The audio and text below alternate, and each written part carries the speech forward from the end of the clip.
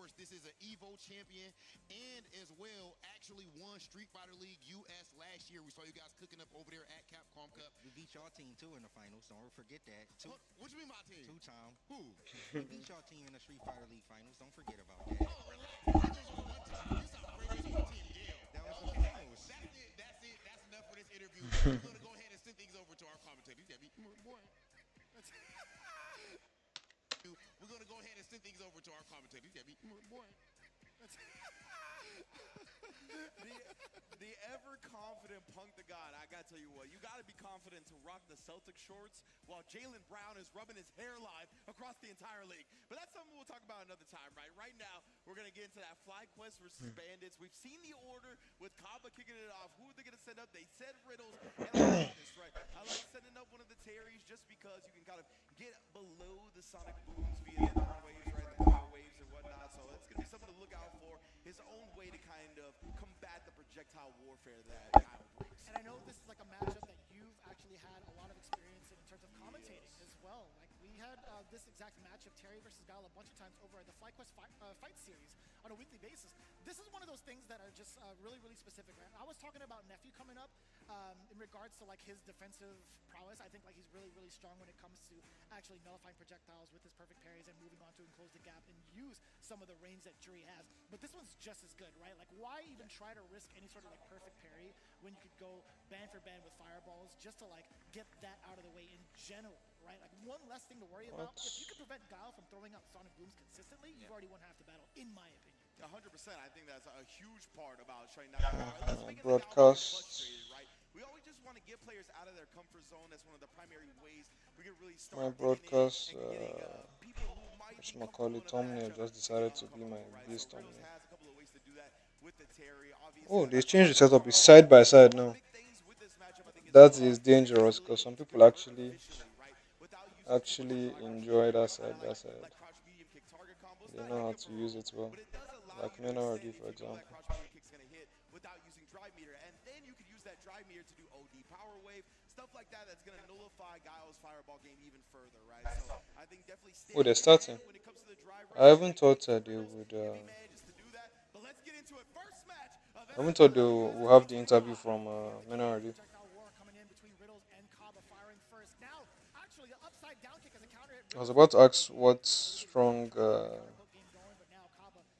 burst gal of power, Riddles he's might gonna get fight, into the but fireball. It's up to Riddles to Knuckle control is the there. Wait, situation. actually, Riddles is from Canada, so Yeah, Riddles has been pretty I don't good think so Knuckle far. you can't play Now Knuckle. trying to swing a little bit harder, especially with the drive rush, clipping the backdash at the very end. And I like that too. Crouching medium punches start off. Kaba actually flexes the parry just a little bit. Riddles wasn't ready for it. That's not going to work. Can't escape with a level one. Oh, bunt out. Down in time. Yeah, it's checkmate, man. Terry Bogard. Plus all day, it's like That's Panache crazy. burnout. Doing Can't it do from nowhere. anything. The crack shoots as well. Just chipping away at the slide bar until the inevitable, Dead. DI, burnout, no meter to defend yourself. Riddles first round. I really like that from Riddles too. Really making it a tough choice, even after like the standing heavy punch, right? Like even if you decide to wait a little bit and then go for the DI, you're building some meter for yourself and having them kind of like think about what's coming up next regardless. You get the punish counter on the way through. No extension, actually, a little bit too far off for the second jab. He could have gone right into the rising tackle. Yeah, exactly. I think he just wanted to kind of squeeze all the juice out of the meter that he possibly could, so he tried the extra jab, but as you mentioned, could have gone directly into the special. Oh, but that is what we were talking about, right? Whip punish, utilizing the target combo as well. Don't spin that meter. Oh, Clean yep. link. Nice Punish confirm. counter stand medium. Extra frames on that one, by the way. I mean, it's not hard, but I mean, Get that confirmed. Burn knuckle coming in from left field. inconsistent Forward throw. A couple of more is always good. Riddles can get it. Dead. Gets the counter in against Kaba. Best of two, by the way, so On the delay. Really well if he played doesn't, so far. I mean, he's been in this situation before, so Right there. We're changing our I'm just watching work. changing our pace. Nice stuff from Riddles right there. Riddles in FlyQuest Opening it up. GSD. And yeah, I haven't seen that before. gonna be going to the Bandits. Christy, Some advice on that's what my to guy do right going there. forward, 'cause this is still first to two Boost too. I mean, As Boost soon went as and dropped Ken, so I don't even know. oh no, we just let go of like a bunch of people. I still like him. It's just like I wish he'd play Ken because I know he can make it work. Well, I don't know. This game is hard, sir. It's hard, but his Ken is very good. Come on, man. Always has been. Either way. So we'll see what adjustments Cobb is going to have. Riddles, to me, started a little bit timid, but once he was like, all right, now I'm going to settle in. We're playing Street Fighter. Like, let's forget about Street Fighter League. Let's forget about this whole team aspect. Let me just play my game. And that's when he looked a lot cleaner, right? He was able to really get in Cabba's face, nullify a lot of what Cabba wanted to do. Picked his spots well with the normals, right? We saw him fishing with the stand roundhouse a little bit. We saw him snipe with the crouch medium kick. So as long as he's still playing his game, it's going to be up to Cabba to make some adjustments. Right, let's see if he can set the pace for himself and reclaim where he was at in round 1 of game 1. We want to go as far as possible when it comes to these games. Honestly, it's like this could be a grand final scenario anywhere, even like within the top 8 at the very least. How did we get to the corner? We want to go as far as possible when it comes to these games. Honestly, it's like this could be a grand final scenario anywhere, even like within the top 8. This did not start well, and it keeps getting worse. This is not good. Yep. Oh, throw loop. Yikes. Terry feels very low risk. No, the burn knuckle and the crack shoots. And that crouch him like tire combo. Rising tackle. Throw loop time. He tried to jump to beat either the shimmy or the throw again. Wow, it's over.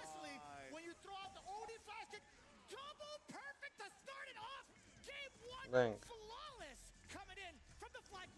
If he didn't even win one round, this game is scary. And Riddles is scary too, I guess. This team is scary, Sha. Psycho with his, well, psychotic Kimberly. Punk with, he has a Kimberly too and other characters in his Punk. Nephew that's like second Punk with more EXDPs. And then Riddles.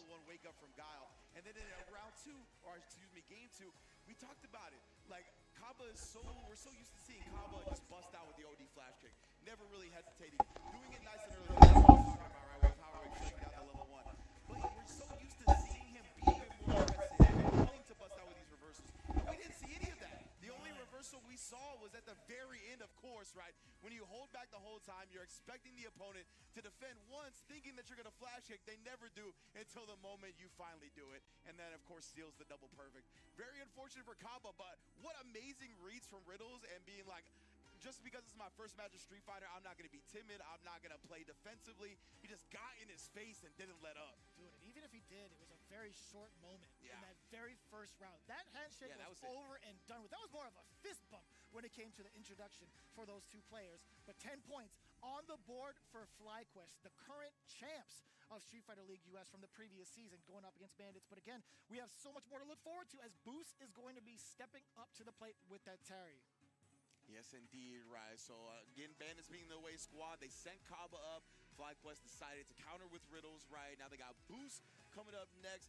Who does FlyQuest send to the stage, right? They still got Nephew, they still got Punk, and they still got Psycho, all waiting in the wings. That's kind of tough, right? Going against the Terry. I wouldn't mind the Kimberly pick.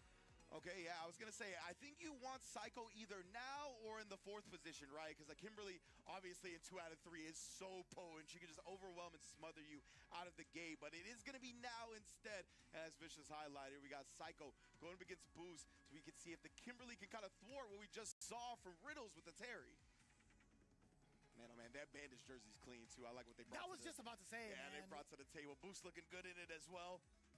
I love seeing Boost more often than not, right? Like his transition over from Ken into Terry has been quite a productive one in regards to like his overall performances within the United States, right? I don't think he has like that opportunity to travel overseas as often, but when he does make his presence known in those weekly events, it's definitely something to really take note of. I think his Terry is like pretty much evolved to a point where he's really, really comfortable with and also like prioritizing that character as his main. But you talk about someone with vast improvement, like exponential growth. Psycho is definitely in that category as well. Yeah, that's a great point to bring up, right? Both of these players have taken tremendous leaps when it comes to their competitive viability in Street Fighter 6. Boost is one of my favorite players to watch, period, like in the entire world. Love the way he approaches the game, the way just in general, the different things he thinks about. He thinks about a lot of stuff that even elite level competitive players kind of throw to the wayside. So I just love seeing all the little nuances and character and player specific counter strategies that he brings to the table. And then Psycho on the other end, right? Psycho challenged himself at the beginning of Street Fighter 6. He's like, I've played against Pug too long. I've played against all these elite players too long. I've played Street Fighter itself for too long. It's time for me to step up, and boy, has he ever. I still think about that video he put out. He's like, my credentials are strong. You're damn right they are. You gotta have that kind of confidence, because when you're around that competitiveness, when you're around like top tier players all the time and you get to practice with them, you gotta make sure that you can still hang with the big dogs, especially in league. And honestly, in his rookie season, a phenomenal job. He was getting so many points. I think he was in contention for like top 3 most points. Yeah, even, Wow, check that. I was very ready for that. With light jab too. Oh, now he's in the corner with only 3 bars. EXDP. Wow, that would have been. Ooh. All of these reads, all of these counter plays, Like. both ends have already got me excited, right? There have been really, really solid calls. Bruce is low on the gauge, but he has level 1, so he doesn't have to worry about. Whoop! Oof! Wow. But he still got saved. I was wondering if it will even, if the can will even hit him, because the super has an animation, but it's not like a cinematic, so now that I think about it. Oh, Psycho does not care. That's the problem with playing a bit too. Actually, I mean, he just went for a tick throw. That's why he got an issue. Not really because he was playing scramble, crazy. Anti-ban Nako. Establishing the power wave early. Oh, but walks right into the Kimberly neutral. That stand medium kick drive rush. Level 3. Let's get that install going. Is there even? It's like there's rarely a bad time for Kimberly to use her level 3. Because of the buffs that she gets. Even if she uses it round 1. Even if she can use level 2 to kill and she uses level 3 instead, she gets damage buff and movement speed buff, which is really good on a character like this. Oh, you can kill. Level 3. Yes, indeed, the level 3. It's gonna be enough. Beautiful stuff from Boost on that routing as well. He needed to specifically pick a certain route to build that bar, and he got on the very last hit. Well done. As wild as they were swinging in that very first round of game 1, you can't really knock it off against Psycho, right? He is contemplating just a little bit, maybe trying to change up his style, but at the same time, it was very ambiguous as to what either player wanted to do, or at least how they wanted to approach the matchup. Yeah, 9 frames to stuff out that driver, standing heavy punch, putting in work thus far. Psycho successfully getting Boost into the corner, but we've seen, even in the previous game, Boost has done a great job of contesting himself, or contesting the opponent out of the corner, and we see it right now. You can see Boost pressing well on the plus frames, right? That crouch beam kick from Kimberly is plus on block, even more so with the drive rush. And again, now just harassing. Beautiful spacing trap right outside stand fierce range. He is so ready for that range as well, but now the slide sneaks up on in there, does get a throw. Psycho, how do you bring Boost back into the corner, but more importantly, how do you open up this man? His defense has been so hard to catch. The throws, that's going to be doing it little by little, but sooner or later, he's going to get out. OD rising tackle, that's going to be parried on the way through. Drive rush, fierce, punish counter. Insane looking at match point. Incredible performance from Boost so far. Like, just extremely right on almost every read that time, though. Psycho whiffs one stand medium kick, gets Boost to press, to whiff punish the second one. We got a quick drive reversal, though, get the bomb away. Try to bait something out, does so with the elbow, just right outside the burn knuckle. He goes for the throw, hella damage incoming. This is the momentum that Psycho was looking for. We get the Azuna drop. That is way off the mark. Psycho wasn't even within the vicinity for that rising tackle to connect. Yeah, light rising tackle right there. Extremely fast, extremely quick recovery too, but Psycho still managed to punch it in time. Very nice stuff, not getting lost in the lights. That was very much a surprise option from Boost right there. Damn, at the very edge of that slide, still being able to link that crouching jab. Off to the races we go with Psycho. Boost, although making a little bit of a jump back to kind of clear that space, clear that air. Psycho still was in hot pursuit, but backing away, now we get that big opener. Boost being able to jump out the level 3. Off another headsy. Now we get that big that space, clear that air. Psycho still was in hot pursuit. delays. That's the problem with not having an EXDP. We get delayed on a lot.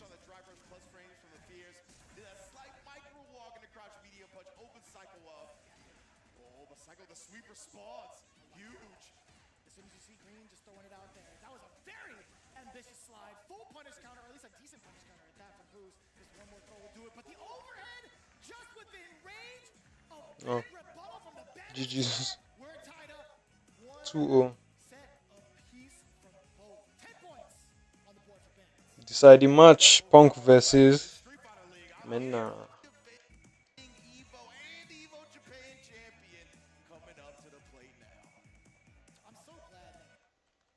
Let's try to get live.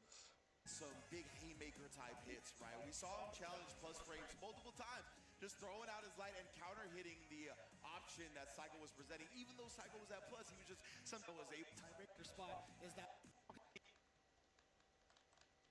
everybody, Toronto fans, she's honed that character is definitely a possible Meditating. But we'll find out. Oh, so he broke out of it. It's totally fine. Okay. If need be, the Sea Viper is there just in case. But First match. Oh, shimmy out, shimmy. Classic Blanca ball. Punk pressed. I think he was looking for a throw. Looking to catch the throw attempt. Since that thing is only +1. Oh, that was definitely plus. Or at least 0. This guy anti-air that dive kick. Ooh. See how he made him like. If he was to frame trap him with that light kick, he wouldn't have killed. But the guy forced him to just press again. And then got the kill. Nice.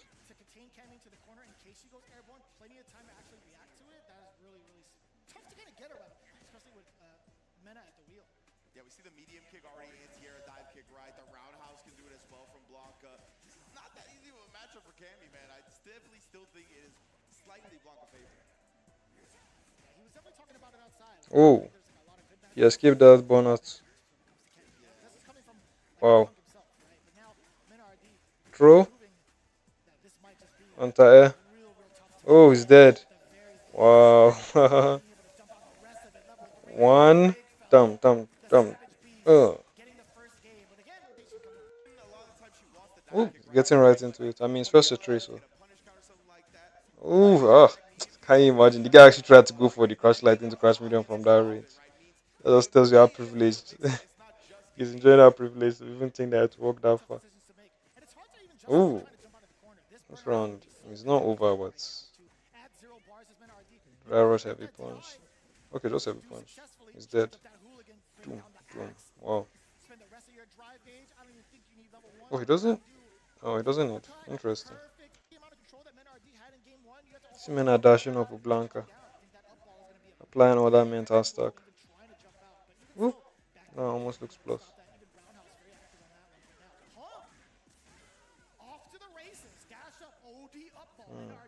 Last time he did he did it too late. The reset and he's dead. He's so dead. Yep. Boom. Yes, he was below 3 bars. Yep. I like the way range focuses on things. You know? Before Jammers was like my favorite commentator to listen to, but now it's between him and range now.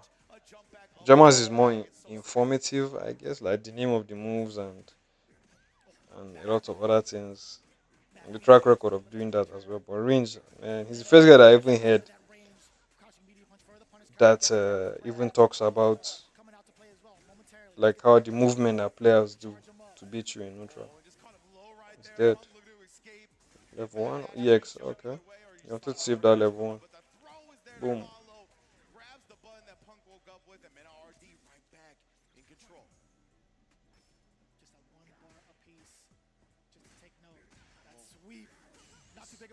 We do get the perfect parry, drive, rush in for that punish counter. More so to bring Corner into this corner, right? Still alive. What the defensive options are going to be like for RD. Side switch? Oh, even for level 2. He wants to take this round. Side switching to mix. What's the mix going to be? overhead mix, El Classic. I mean, his overhead is reactable. It's just that, oh, oh, he's dead. He's dead. 2-0. Wow, spending that level 2 was.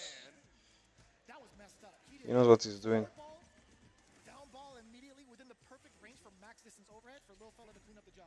Yeah, there's been like such sick nuances from both of these players, honestly, in this matchup so far. We even saw the crouch fierce work out because RD probably woke up with the air blocker ball Oh, in that last round, but nonetheless, it did not discourage him. Menace got control again here, already knocked down in the corner. Give me the plus frames, you ain't going nowhere until EXDP. I wouldn't mind like Punk trying to contest that, right? He tried to just now. RD had actually done a few times over. Oh, beautiful head to air. Oh, man.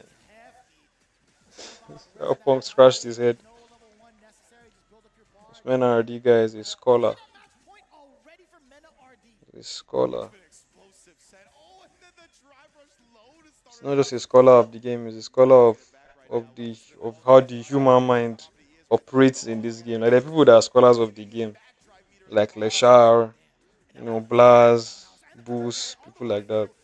NRD is like he just knows the person's human being's mind and how to just deconstruct it. Oof, it's over. I don't think I can. I've never seen Punk get a comeback from NRD with this health. When I can even do level 3 anytime and just kill. Even if he does level 1. He's making fear with those buttons. Because that walk up light, if you just cancels it into any drive rush and any EX, as you can just see. Good lord. He knew Doom. The man knew. Oh my goodness, bro. Geometry major Blanca? Give this man to a billiards table, bro. He's about to The man knew, man. so clean to dodge the driver. He knew. Not only dodge it, but punish it outright. And Mena RD continues just his reign of domination this year and takes down Punk 3-1 to secure Bandits the W. There's a lot to digest within those sets of games. In terms of Deconstructed him, man. Baiting the DP out, like Mena was just flowing, man. It felt like one of those matches where he couldn't make a wrong decision. So I think he was buffering that. He was doing that left hand light punch a lot. Look at this one. He was doing it before in neutral. I thought he was doing it to make Punk afraid to walk up and press, or make Punk afraid of getting hit into any random drive rush. But he was just buffering into EX, into that EX electric whatever. That's what he was worried about, and he just GG's. 30-10. Finding his footing a little bit, right? It was a tough draw with him against Riddles, but nonetheless, I know he'll do damage in the future. And Bandits was away too. Go through on the very first day of Street Fighter League, the very first match of the day. I feel like I'm already spent. I'm not gonna lie to you guys, but I mean, it's tough to even try to counter a round like that, right? Probably being sent up first, boost afterwards. Mena RD always gonna be in the anchor position. This is where I feel like the season is most pivotal to throw out your anchor spot, your most dangerous anchor player position or anchor position player. Yeah. More often than not throughout the entirety of the season. If we see Mena RD up there every single time, I would not be surprised. Same goes for Punk, right? Like you cannot afford to lose any points with how things go by the wayside when we switch it up to the double round robin to the second half of the season. Yeah, exactly. And like, there's so many little things that can happen, right? So many predictable variables that could start happening when it comes to all of that. So yeah, I get it. But right now, we're gonna go to Rob TV with See what this guy is saying. Ban Blanca and Mena is done. People just don't get it. They don't get it. This guy is not good because of the character at all. Mena, I actually have heard through a little birdie that this might be a little bit of a flu game for y'all as well. Some of y'all a bit under the weather, but it looks like you're making no excuses. No, not at all.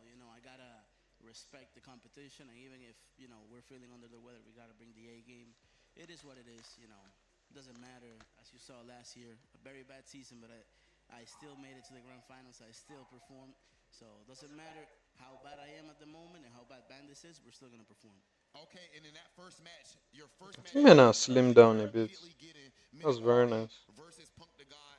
I would say at least Healthy body, healthy mind. That's a lot of pressure for both of you guys. What does it mean to get that dub up against, I would say, probably even your main rival?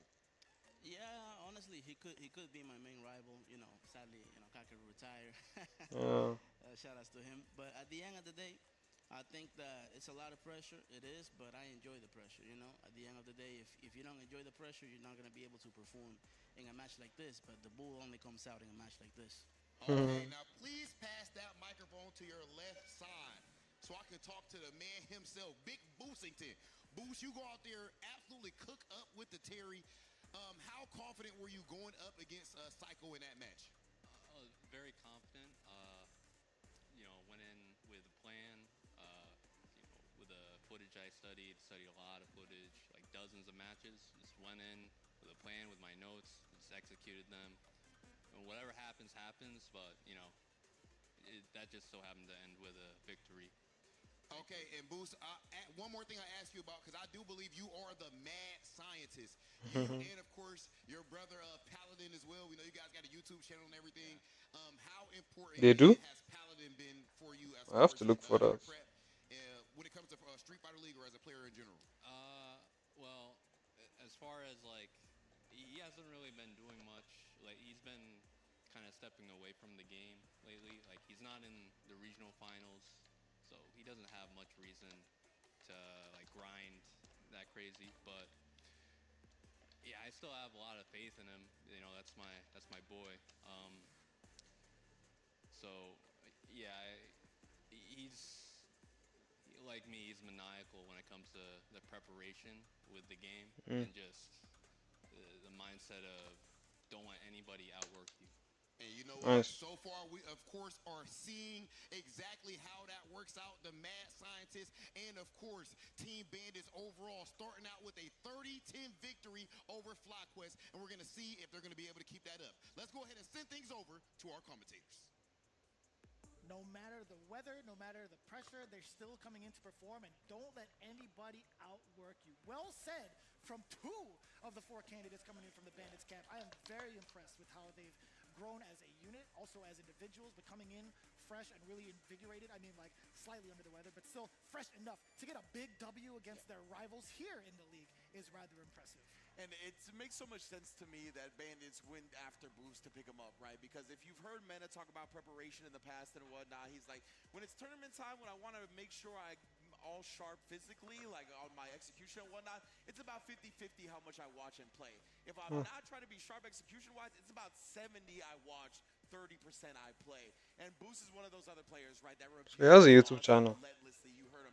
He's There's like the picture there is a picture of Paladin. I think it's such a big pickup in a team environment like this. I hope they do more of this. Share strategies, have somebody that's going to constantly review other teams, right? And bring those notes and thoughts back to the rest of the squad. I'm loving that too. Perfect synergy amongst that group. And obviously, we still got so much more to look forward to in regards to their overall season. Same coming in with FlyQuest, but also the rest of the teams. But again, a lot of this would not be possible without the help and support coming in from our sponsor for this season of Street Fighter League. One of them being Asus. We got Asus in the building, being able to elevate your viewing experience with the Asus ROG monitors, featuring stunning visuals, ultra-fast refresh rates, and ergonomic designs. They're perfect for gamers and professionals alike. Visit asus.com to find your ideal display today. I have one of those. Well, not this one, but I have an Asus monitor. Very nice budget monitor. And it's 280 Hz too. Very, very nice. Unfortunately, it's not HDMI 2.1, which for whatever reason is Sony gave it the requirements. That was the requirement for you to have to be able to even use their VRR technology, which is obviously like bad, like if not, it's anti-customer, you know, because they're only doing it because they're the only ones with the monitors back then that had HDMI 2.1, so you had to buy theirs.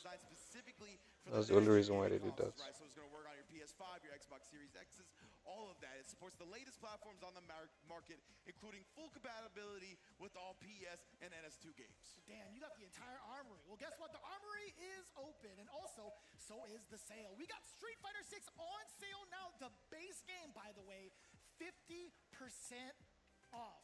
No better time than now to to hop into all the action. In fact, scan that QR code for me real quick as we get ready for our next couple of games. But again, this is the best time to hop in on this deal for Street Fighter 6. In the meantime, we're going to get prepped and ready for game number 2, match number 2 with 2Game and KuaiShou Gaming. We'll see you right after this break.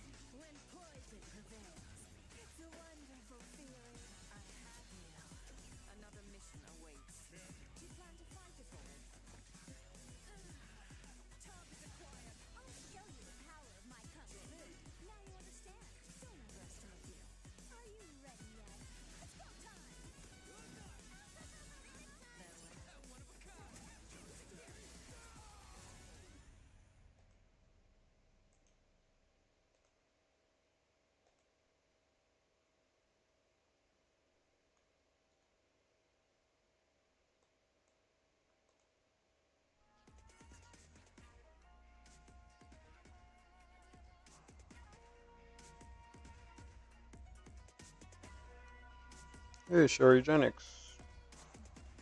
Looks like she's modeling.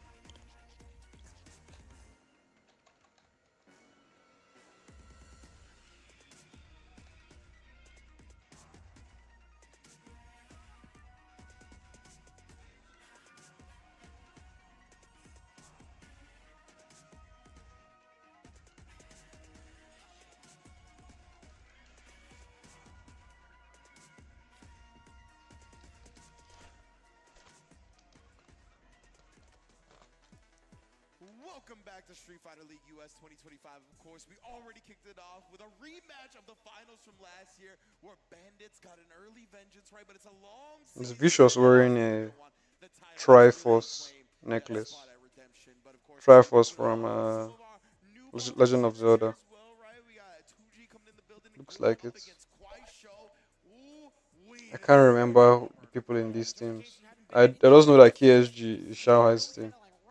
Although I don't know if he's here.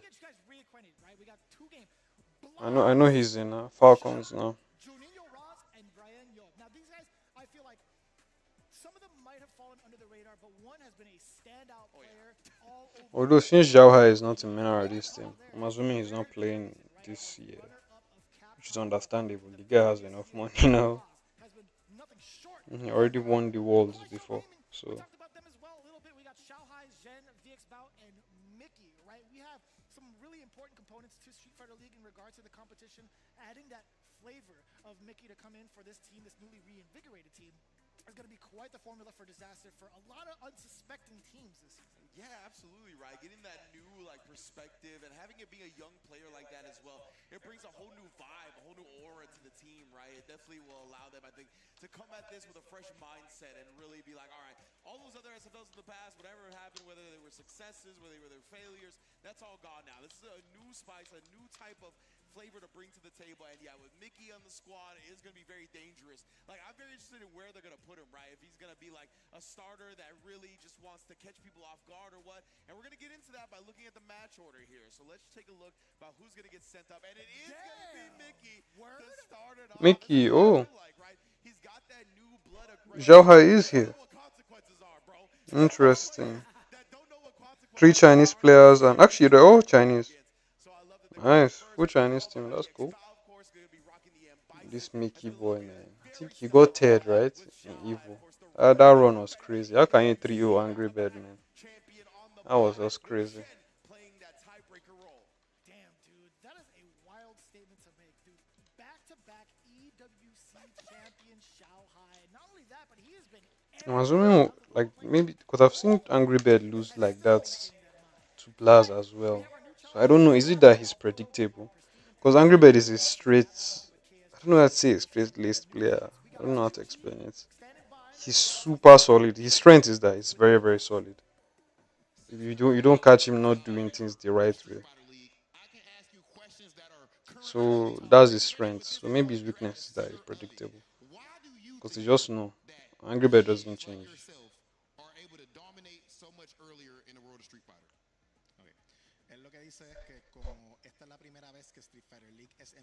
That's the topic now.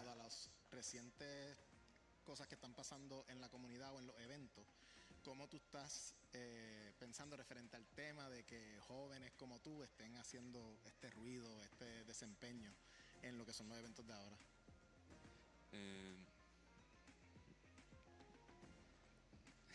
Sí, lo mira. Sí. Es que no lo había pensado. Yo pienso que como hay más niños jugando, por ende hay más niños que pueden ser fuertes. Y opino... No está bien. I mean, you're gonna...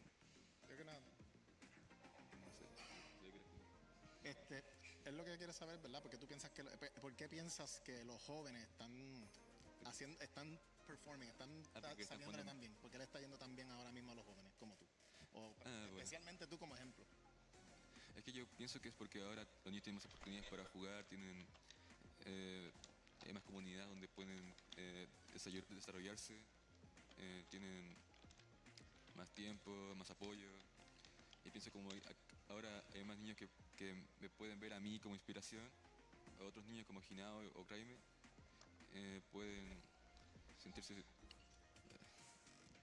It's okay to be nervous, bro. You good. So what he was saying is that he thinks that the reason young prodigies are doing exceptionally well now this season is obviously it's more accessible, the game. There's more kids actually, or people that are young interested in the game. There's more communities like in Chile, like the community is very strong and they keep doing events and even making newcomers, like people that are inspired because of him. Now they have like an academy also in Chile. I don't know if you saw Wow. in France, but Very there's nice. a lot more players interested in that, and players like Very Hinao nice. and Jaime that came just at the same time he's playing. So he feels like there's more accessibility, there's more way to get the information, there's more ways to play, to find out about the game and learn. And he feels that that's something that's helped out the young generation to be even stronger because of the access that they have. And with that access, they have been doing amazing things. This player right here to my left is, of course, the future. I know it, and everybody at home knows it as well. First time on Street Fighter League, and we're going to see exactly how it goes down. Let's send things over to our commentators. I'm so surprised every time I hear his voice.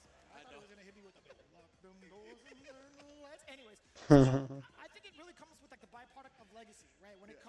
having this upbringing for the younger players, it's established because of those legacy players. It's not necessarily like, oh, these kids are just like mad good. There's actually a lot of the foundation and groundwork put before us by the people who really gave a damn about the game, about the community as well. Yeah, of It's not even course. just a game anymore, right? They talked about it with Chile. They have their own like camps to figure out how to play the game at a very effective level. It's just how much passion is being put in for these kids. And I will say, not having responsibilities is a dope time to get yourself into the brain. Yes, Let's get into our match.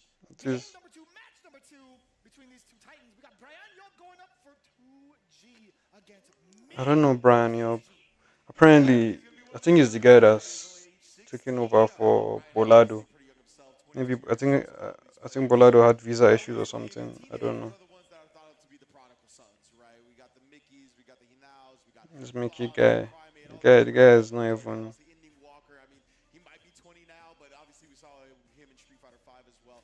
But just incredible performances. He's not even nervous. Brian Yob has been around the block Clearly. for a while as well, right? Always a staple in his World Warrior, always one of the top representatives of Brazil. So I'm excited to see these two clash. Let's get it. DJ to the table up against Mickey. I think DJ Kami has versus experience DJ. in this matchup. A lot of his buttons, he got just I think Kami should be okay in this matchup. kicks that Kami wants to do, especially that Because the only day DJ can retire consistently nice and early. Tried it again there, but got is with that dive kick. Well, he just did with that, but sorry, it's his flash kick. Meaty medium kick into combo. Nice. There's so much ambiguity towards the movement of DJ where he kind of like pretty much shivvy with his sway. Side switch. Extra damage and also kind of steal turns with the support. Ooh, nice. Not necessarily stealing. Bruh. Whoa, this guy. But again, With the optimal conversions, man. Mickey down to near Oh, he did it too late. conversion off of a forced knockdown juggle point when he Baby, well, that's punishable. now Mickey, he's still in it. He's got plenty of Maximum. That would have killed him, by the way, magic to be found. Brian Yob taking the first if it was blocked. Mickey looked up in disgust. Baby. Oh, yep. That kick is going to be tough for him. He was like, how did I not see that coming? Hey, hey, hey. Dash, dash. This guy walk back and wake up. Mad. I have to remember that. Ooh. He knew he was going to press when he entered that range. You could have even killed him if you wanted, but he wants to enter that third round with equal meter. Boom. That throw is not real, by the way, because that thing is only +1. That forward medium kick. Is it +1 or +2? Anyway, I think you can delay jab it. You delay jab to avoid getting hit by a frame trap and be able to catch a walk up throw. This guy did delay. This guy is bullying Mickey. Oh, Mickey is back in. Drive gauge is getting chipped down slowly, slowly, and that was +2. That thing is so annoying because it goes so far. But the nice thing about it is I can perfect parry it on reaction at least. You know? Like kind of like reuse forward medium punch. Although it's a bit harder to perfect parry than reuse forward medium punch. Oh, he's dead. Why didn't you drive rush cancel, bro? I mean, I can't blame him. I'm pretty sure he could have killed, but it would have been very risky. Or it would have felt risky. Yep. He could have definitely killed. Now he's dead. Oh, he didn't kill.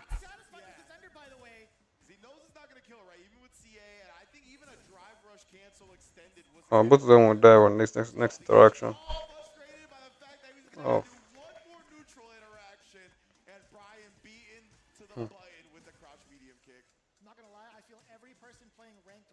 Yeah, he has that shield, that box shield, to protect his inputs or his mashes or whatever. What a great tool to check walkbacks from DJ. And what good recognition coming in from Brian Job, not only to test what Mickey has in store on defense, but also kind of trying to really fight for that positioning. I think that's super important for DJ to smother any character in the corner as soon as possible.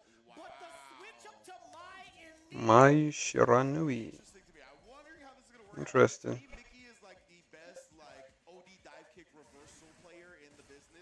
Really? Forward throw. This guy has the momentum, but let's see how he. Whoa! How did he know? I have to see.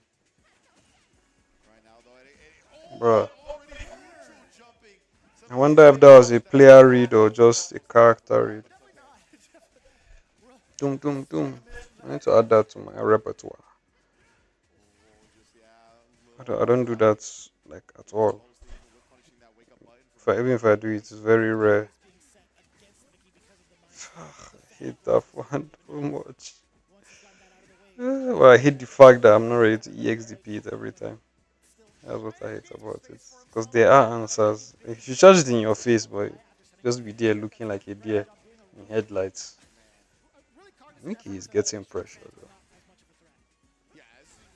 though. Ooh, very nice. Discourage him from doing that nonsense way that DJs love doing so much. Oh, he's dead.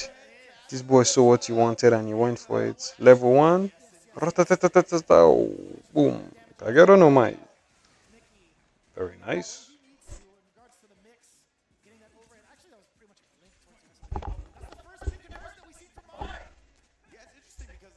Yo, how did he get that through already? You see that? He has to start perfect pairing that, if he wants to have peace of mind. Oh no, is that what he tried to do there?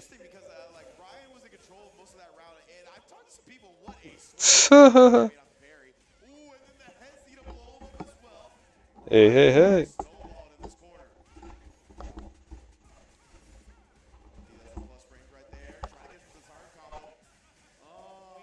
Bro, what is happening? The S slasher. Interesting. now I like that. Forcing Mickey to really make some critical decisions on defense. We do get the jump getting smothered, getting eliminated with that DP. Here and then Brian right back Boom. in Mickey's face right here, right? Trying to nullify that fan range that you highlighted earlier. We're gonna not let her just do stuff for free. Nice. But got counter hit there. Nothing to follow up. Mickey was pressing. Text. First time we see control coming in from Mickey. Yo. Punishment. Has And it's gonna keep Mickey trying to bond this guy out. Oh, he burnt out on his own terms. Hey. I guess my hit stun is more on that jab. Oh, this guy just pressed a really slow button. I'll do one side switch and oh, Unless Mickey has something to say actually about got him. the fierce to the fan, tying up one game apiece. It's going to go and get coached. Indeed, I'm interested in seeing specifically how two games They no longer have the setup, the headset setup, I guess. The one that allows them to, the one that allows them to actually be listening to their teammates for advice. Because if they did, you would have done it. Since I doubt what's his name, Mickey understands their language.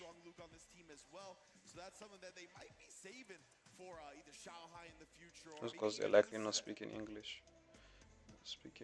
I don't know if he's Spanish. I don't know what language they speak in Chile or that region. I think it's Spanish. Forward throw. Timeout to see what needs to change. Much more of a different pace. The neutral jump again paying off. Leaving himself at a +2 spot. Yo, what is happening, man? He keeps getting caught. What needs to change? Much more The neutral jump again. again paying off. Yo, I have to implement that. To allow himself that time to act. He actually was able to connect that crouching medium punch for the side switch, but it was so temporary. Mickey now back in control, or so we think. Oh my goodness, yeah, just again trying to Baby. tempo and Yo. range to get the punish that Good punish, but I wasn't expecting it to hit, I think. Doom, doom. Oh. No, this can't be anybody's round. Oh, very nice. I like that. I think he did it on reaction. That was like a very good skill to pick up. Perfect pairing overheads on reaction. Not just perfect pairing on wake up. That way you can avoid getting thrown for a bunch of your health and drive gauge. What's the answer? Oh, he shimmied him. Yep, the guy has been taking a lot. Will he stop? Will he continue? He did stop. A lot of damage. Oh no, the bait. Just missing the mark intentionally for Mickey to bait out that parry, driving on in for the rest of that. Yeah, everything just moved wrong for Brian, and Mickey capitalized perfectly, right? He really utilized the drive advantage to his Yeah, flash, sure. getting that install in so early. Brian now, he's really Frame trap. This guy's getting oppressed. And Shiranui is not saving him. Oh! She almost did. What happened there? Yo, is Mickey actually nervous? Dang. I mean, I guess team tournament is different. Every throw is making him shake his head. Yo! Last time medium punch is so hard to point. He's not perfect parrying that forward medium kick. And it is killing him. Tech this time. That's punishable. Yep. He's dead. No, you would have killed. What are you doing? He's dead. He was nervous. He was nervous. He was nervous. That would have definitely killed. Look at that. Look how much the health is draining. Forward heavy kick. What else? Cannot crash medium punch. I feel like it would have killed. I don't know. Let me see how the health was going down again. A medium button. A medium punch. So no scaling. Into heavy. Another heavy. Yeah, it's moving well. So I guess you could have done into maybe drive rush, stand medium kick, heavy punch. I don't know what she does, but as long as he entered the yellow with some extra, a bit extra, it will kill. But I mean, I don't know. Let me not. I can't judge this boy who is fighting next.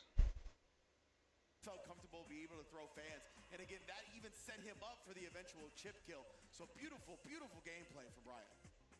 Making sure he doesn't stay off the mark. I like that. The first 10 points coming in from 2-game on the home side. Now it's just a matter of who comes up next. But I do believe, yeah, if we're looking at it, KSG, they have VX Bao coming up to the stage next, right? Yes, indeed. And Juninho Ross is the one that's going to be set up against VX Bao and Bison. I like that. Shaka 22, their other player besides Blas on this team, is a Dawson player, and I don't think Dawson has much fun up against Bison personally. No. So, yeah. I like their jerseys, both the KSG and the 2G. I prefer the 2G zone. It's more, how should I say, it comes together more.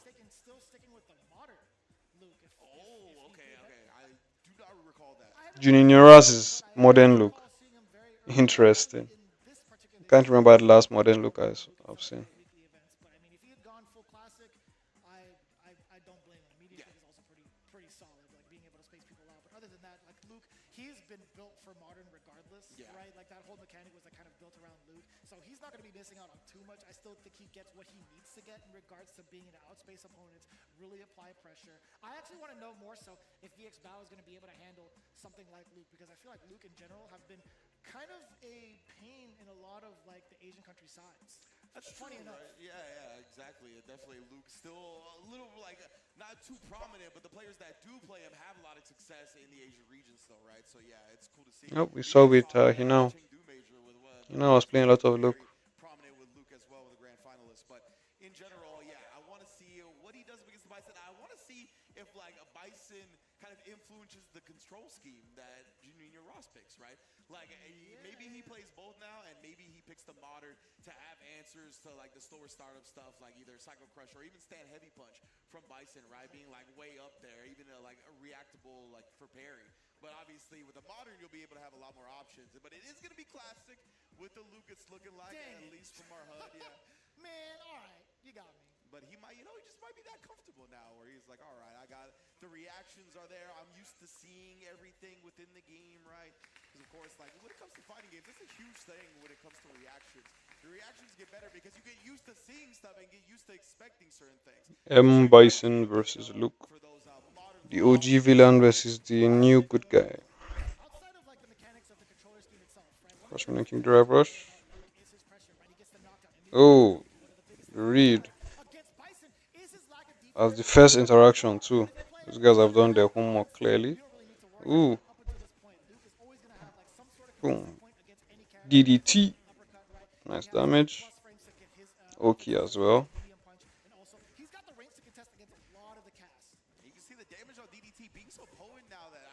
Boom. That's a good damage for Luke, right? So definitely efficient conversion from Juninho Ross. All right now has really led him to be quite in control up against VX Bao right now. I never really thought about it. Very nice. If you're going off of a light and you instead go for a drive, Light kick is very good in this game.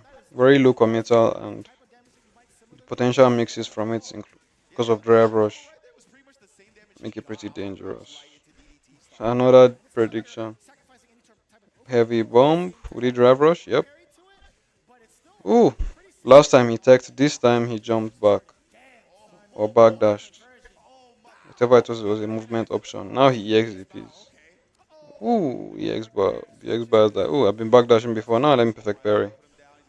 Ooh. Juninho Ras. He's not having it. He's not having it. VX bar is in a bad situation. Oh, no EXDP. That's the problem, Crasher, that I don't have EXDP. Juninho. Two jumps. Two good jumps. Oh, Shiranui. Shadow Xiaomi phone. I'm considering getting a Xiaomi phone as well. Got a whole lot of characters up his sleeve, and the Mai is here yet again. But he started with the Bison, man. Hey, does everybody on this team have a Mai? I think so, 100%. Jen probably does, right? I don't think he's gonna play it, but he probably does have a Mai. Dude, so after that pick was highlighted, Boom, boom. Perfect. Bro, like these guys, they know how to fight them some Mai. and we talked about like the potential, right? This has been like a highlight of discussion for Japan specifically between like. Yo, this whole round just started off and I wasn't even paying attention. What happened? I think so, 100%. Jen probably does, right? I don't think he's gonna play it, but he probably does have a Mai. Dude, so after that pick was highlighted, Doom, doom. Doom, doom. I'm telling you, bro. Like these guys, they know how to fight them some Mai.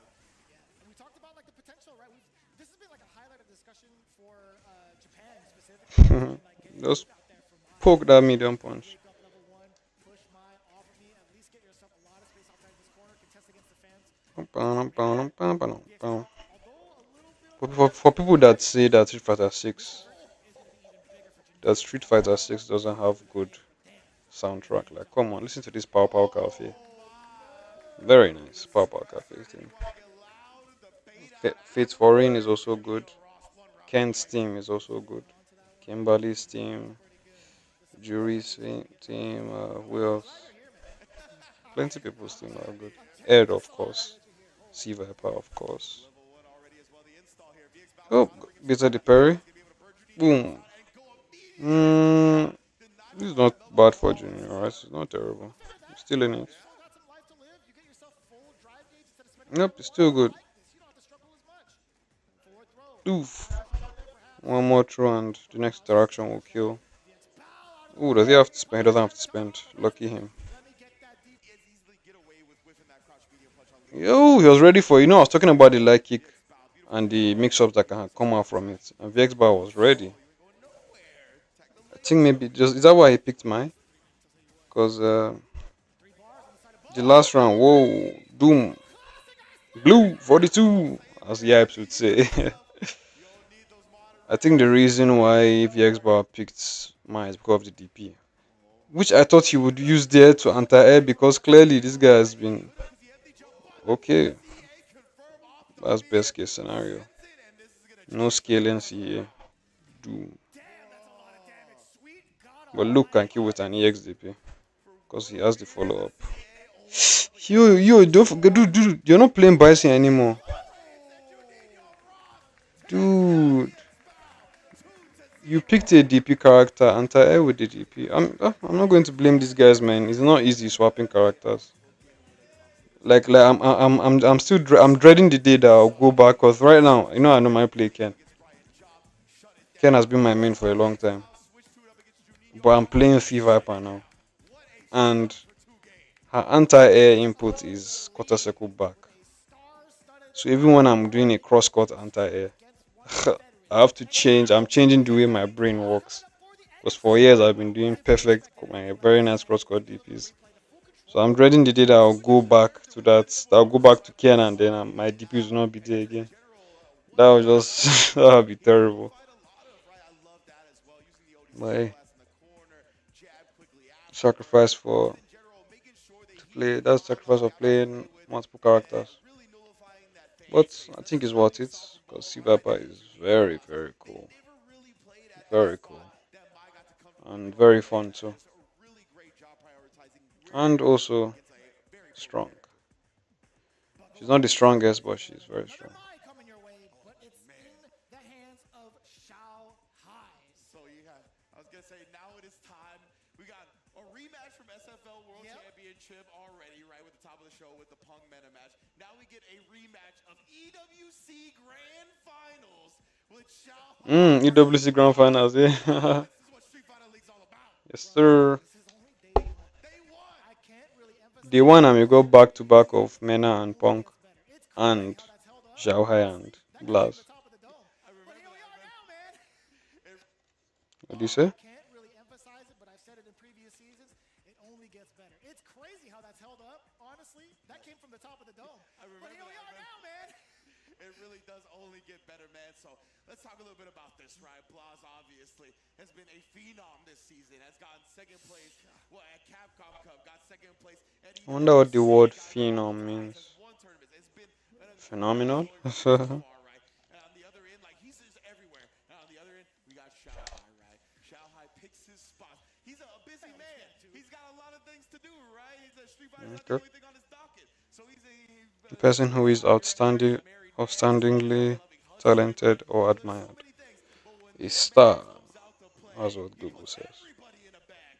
Pack them up, won EWC back-to-back years, the first ever EWC back-to-back champion. Like, it's going to be a clash of two players who are at the top of their game. I was gonna say as a sidebar, there's nothing more loving coming home to your wife with a brand new trophy. That's what I'm saying, man. Yeah, that's pretty good.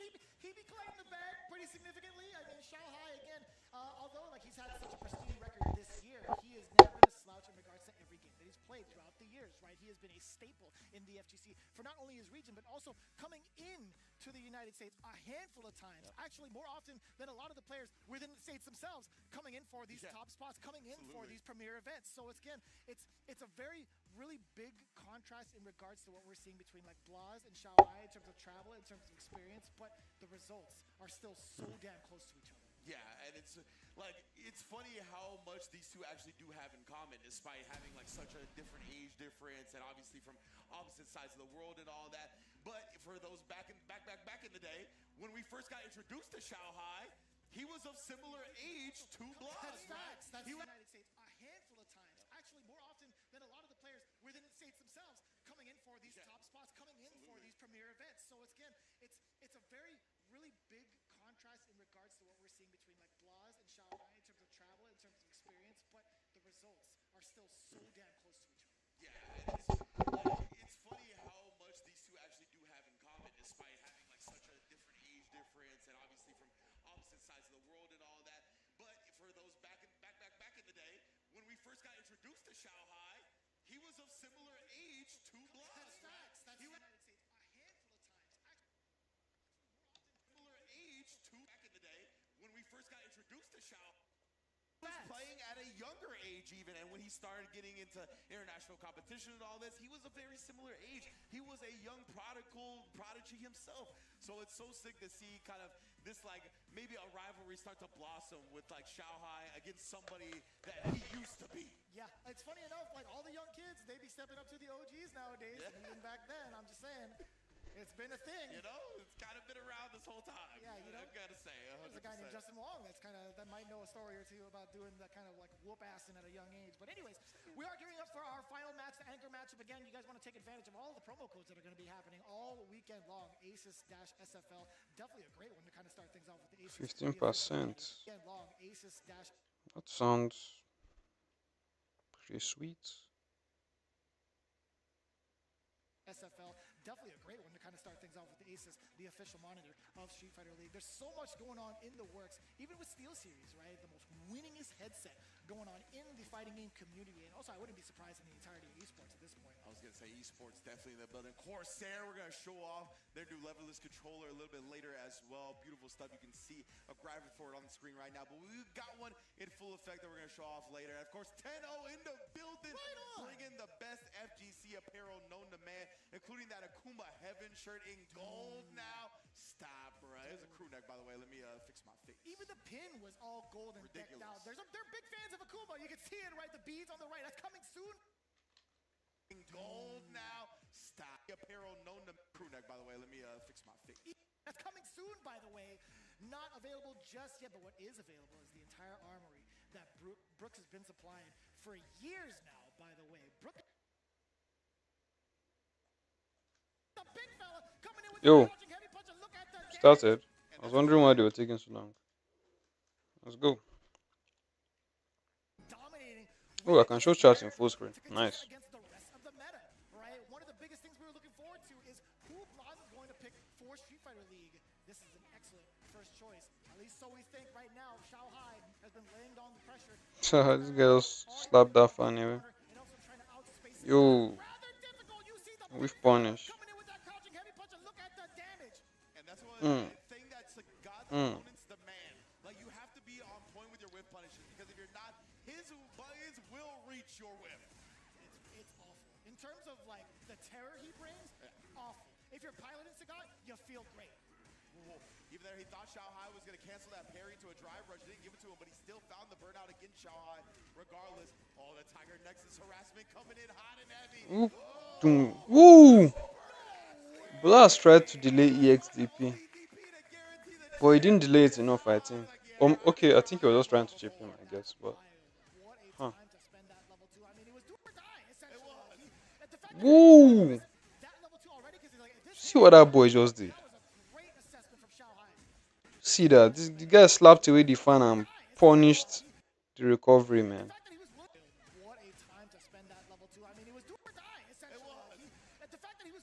Amazing. Doom, doom, doom, doom. Ah, a poor tie. A poor tie. My tie has been tied. I don't know what was the name of the sport again. Way tied, yeah. My tie has been way tied. Oh, you? Oh, no.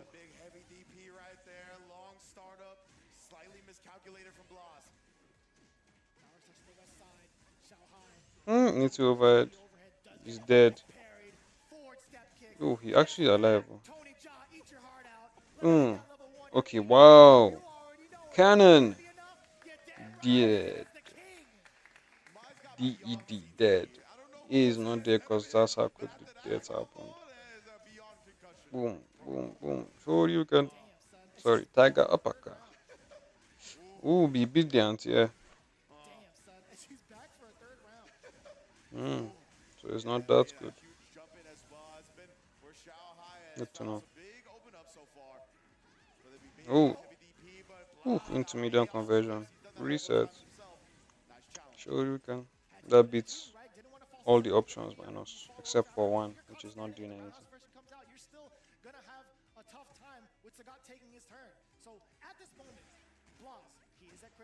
He only has 2 bars to his name. Shao Hai just needs one more throw if he can land it. He has 3 left for some of these fans. And for the overhead. Shahai's doing a good job of being a little bit more active now. He's not just staying timid. Challenges after that, knowing that it wasn't a plus frame Tiger need. Nice recognition from Shao Hai. I think it was plus. I just think that. Oh, actually, that looks. Let's see, what did Blast press? I was thinking maybe Blast pressed a slower move. Well, he did go for a light. Although, Sagat standing light, is it? 64 frame. I do not know. Blast got a white DualSense edge now. Interesting. So he has the main one and the spear. Another one he was using was black before. I think it's more cost effective to get because that part is expensive. I have it, but I have the black one. But I know I need a spear, but I don't want to spend on that same part again. So I just got this. I don't know if you can see it well. Let me see if camera is showing it. Oh, this guy's chasing him. Level 1, will he burn out? Yo, Charge fan. Yep. Jumps over it. Wow, nice. Tagani became useful, eh? That chunk that the DP does, bro. Very nice. Off of lights as well. Ain't no better way though. I think that's exactly what. Anyway, I got this GameStar controller. Yeah, you can see it. GameStar Tegenaria Lights. Or GameStar T3. It's very nice. And it's cheap. It's $20. It has Hall Effect sticks. D-pad is good. Just that it's a bit smaller than PS5 pad, D-pad. So you have to get used to it. But overall, it's a very good pad for the price. Very, very good pad. And also 100. Whoa! Also 1000 Hz polling rates. He's not dead. No way he's dead. No way he's dead. Whoa, he's dead. Knee to the chest. Brutal. Brutal. Who's that cheering in the back? Oh, do they have... Oh, there's a crowd. Do they pay to come here? Oh, okay, those are the other teams. What am I... What am I thinking? Those are the other teammates. Or the other teams. Exactly. Like, he literally had put him as close as possible to getting one bar without actually giving him the bar. Man, yeah, the media stuff from Shanghai right there. We got the corner scenario. Overhead. This time he didn't go for the overhead meaty. Last time Blast Perfect parried it. And Yao died for it. Tiger Umpi. He had that in himself. Oh! Did you see that? That was cool. Blast went for... Because last time Zhao had EXDP the Jinrai. So Blast went for the empty one to beat the EXDP. But Zhao Hai even knew Blast was going to do that, so he was already mashing jab. Just that my jabs aren't that good, so he didn't go for. Should have not crouching jab instead. A lot of players usually have a timing that they'll press something against a drive rush cancel, but you just gotta find out how to exploit it. Hello there. I gotta know, man. Ooh. We finish. Forward throw. The fact that Shanghai really prioritized getting these flame fans early. You need it up against Sagat, or else, yeah, you really can't just measure up to his projectile game. But obviously, with the fans, she is going to be superior. Get him. So annoying.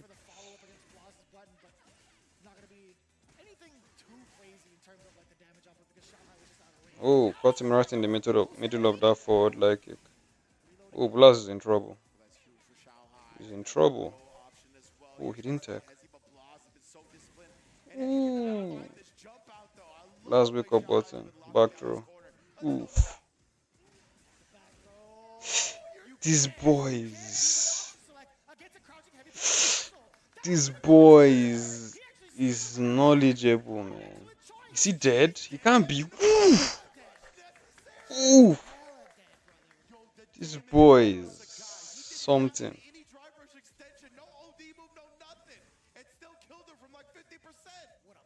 I thought he was done for.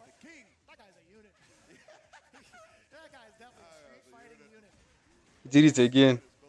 He slapped the fan away and punished the recovery.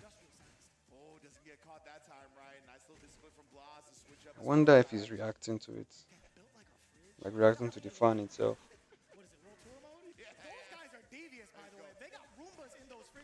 Doom, doom, doom. Blaz's meter is pretty low. Ooh, he whiffed it, I think, to beat something, but... Or maybe he just misjudged his spacing, who knows. Man, I don't think he can... Whoa! Double whiff. Is it? No way. He's dead. Boom.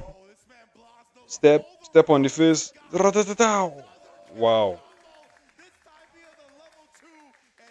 This is the okay. This first is free final game. Okay. Crazy. That guy had opened his mouth. He was definitely ready. That's a sign of a rookie right there. I love that for him. He's like, is it 3 out of 5? Are you sure? That was good stuff from Janino Ross right there. Oh, but but Brian, Yob, Shaka, all of them. They're like, wait, it's this 3, right? It is indeed. Juninho's like, man, these kids, dude. Like, and then we heard some character selects, but Xiaohai is gonna stick with the Mai here.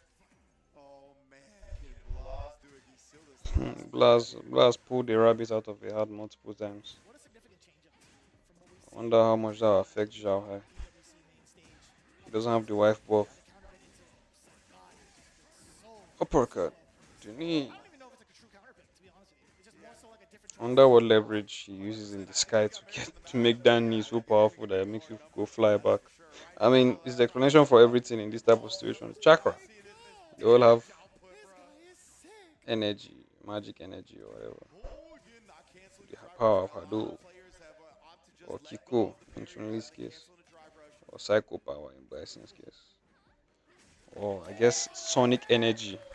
This boy just knows, man. See what he did? Slap the fan and the owner of the fan at the same time.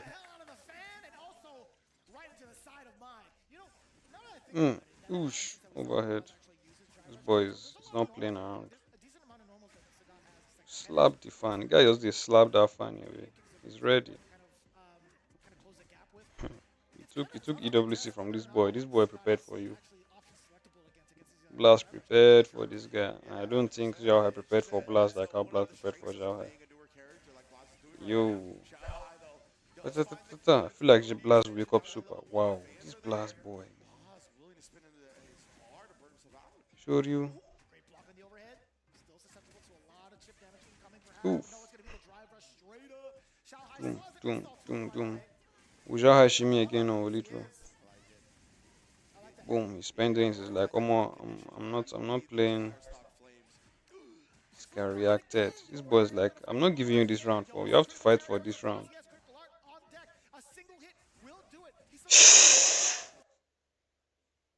Tragic. He's dead.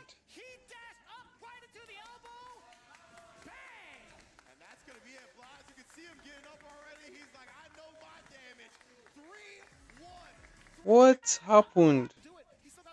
He dashed and he did the ES because he was looking for a jump, I'm sure. Or was he expecting a neutral jump?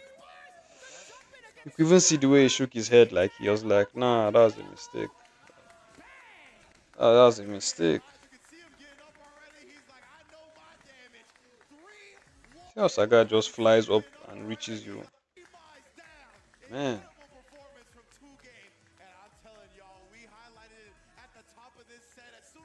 I like that they're showing us the teammates, but they should show the players, doing the GGs after the match as well. That's wild. Juninho Ross got up. He's like, come on, bring it in. Huh? Come on now. This is a team effort. Bring it in now. Blas, exceptional performance. Ridiculous growth in regards to his characters. This guy has it all.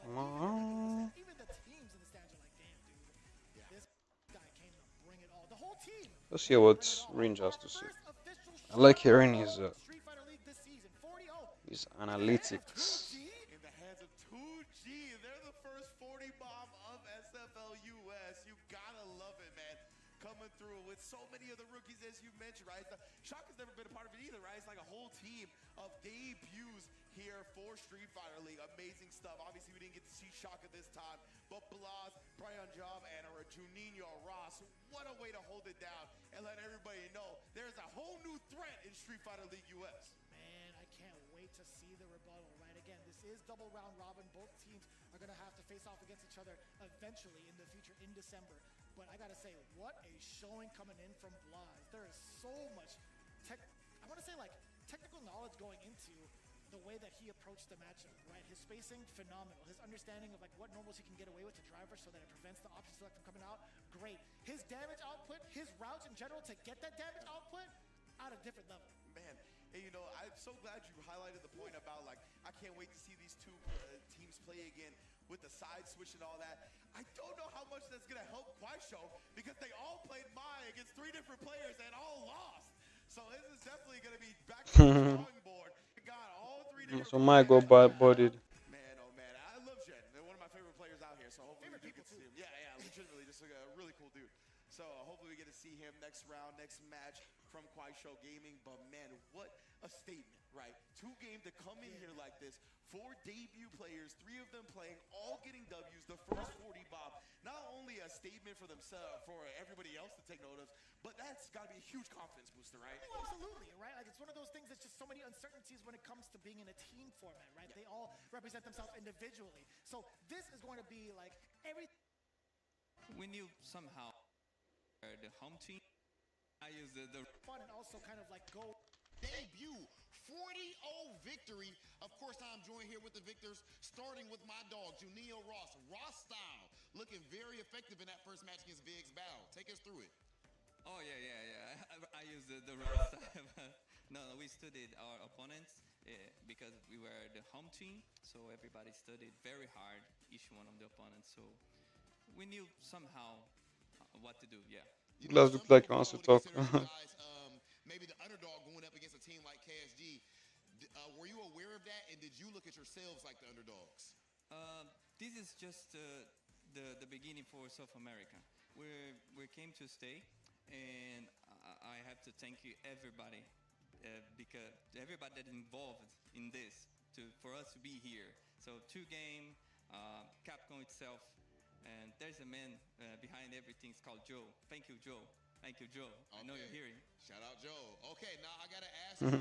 I actually need you to translate for my brother Blas. Blas, you just had the EWC Grand Finals run back up against Xiaoha. This time you go with the Sagat. Did you learn something from your EWC match, and why did you pick Sagat? ¿Entendió?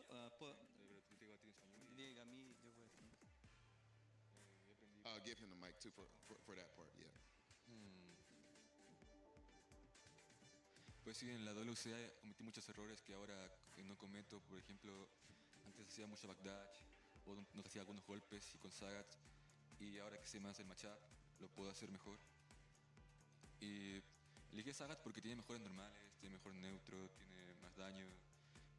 Y pienso que es un mejor matchup que Ryu también. Y ahora que sé mejor el matchup, no creo que me vuelva a ganar con Yomei. Yeah. He said now he's not doing the same mistakes that he did before, like backdashing, and he knows now what he's doing right now, and he thinks Sagat is better than Ryu, maybe other characters, much better. Yes, because he had better neutral, better fireballs. Yeah, he's saying good things about Sagat, yes. Hold on. Crazy. Everybody on Twitter up here complaining about Ryu this whole time, up playing Ryu and complaining about Sagat. Every Sagat player, be quiet. I'm tired. Zafrino, Jibbo, all of y'all. I got trash to talk after this. I cannot get out of this without talking to Brian as well. This is your first ever match here at Street Fighter League, and you go ahead and take down Mickey. So I was going to ask, how was your first match? Eu estava bem nervoso por estrear essa participação da 2Game na Street Fighter League. Porém, a gente estudou bastante os oponentes. A América do Sul tem menos experiência em campeonato internacional, porém a gente tem um grande volume de jogadores. A gente conhece os personagens, porém não conhece os estilos. E para se preparar para os estilos, a gente viu bastante partidas dos nossos oponentes. E foi essencial para ter uma boa estreia aí na competição.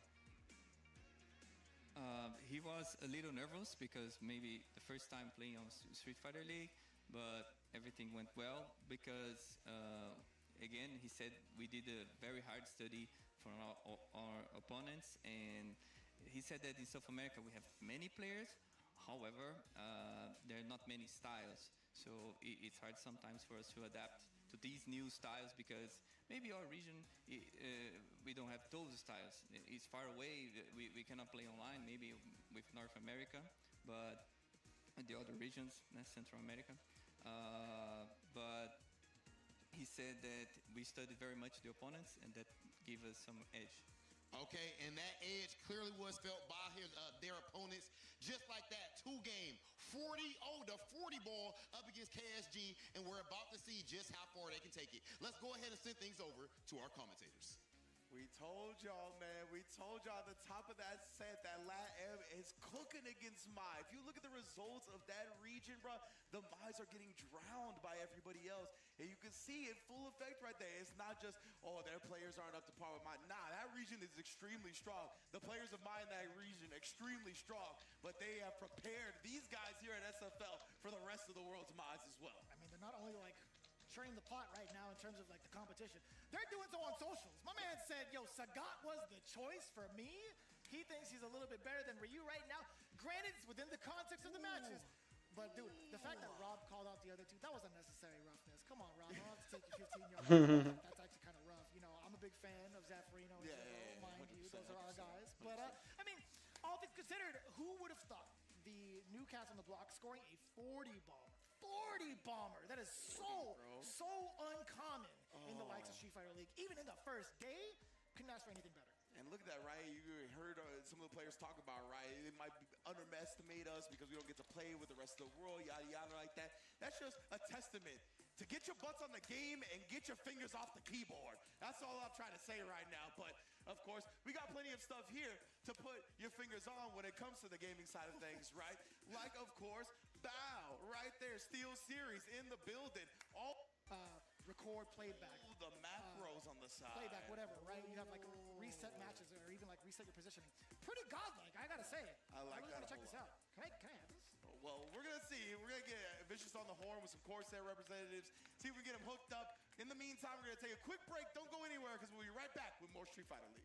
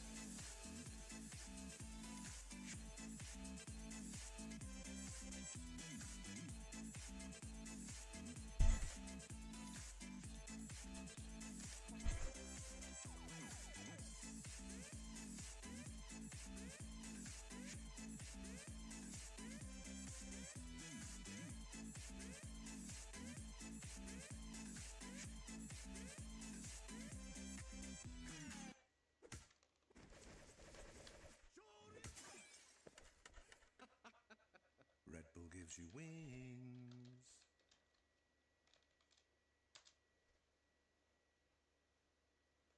Marvel Tokon? Oh, sorry. That's not Capcom. And what is it? Okay. Classics.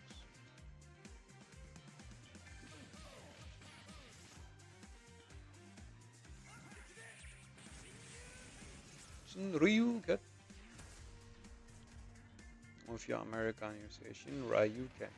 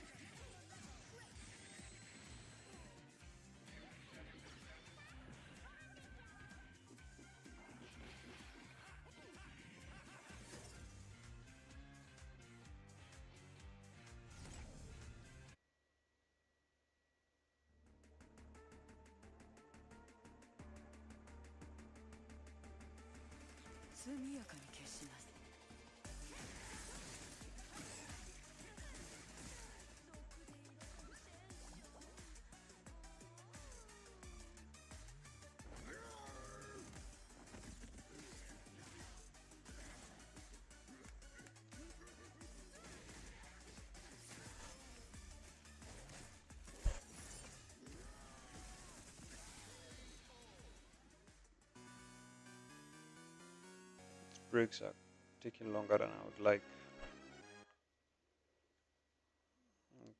It's live, so I can't really be mad.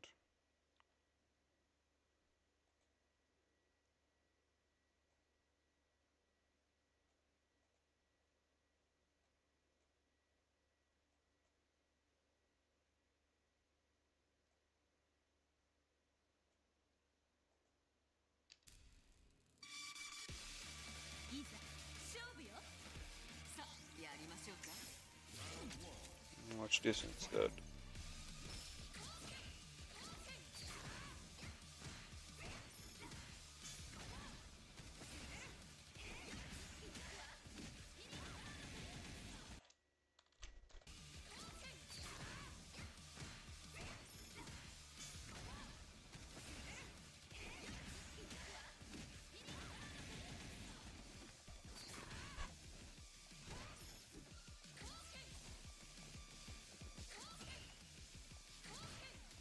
Why are there small degrees next to Kazunoko's rank number and Gohan's rank number?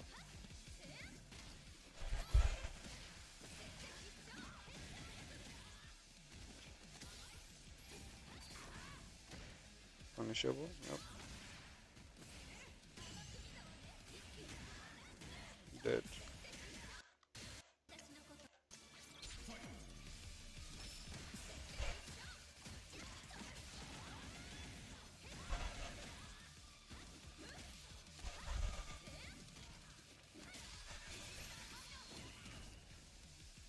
Uh-oh.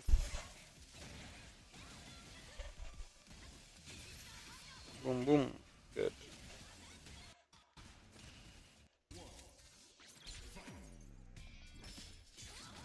Come on, how do you go from an intense song like that to this? Jeez.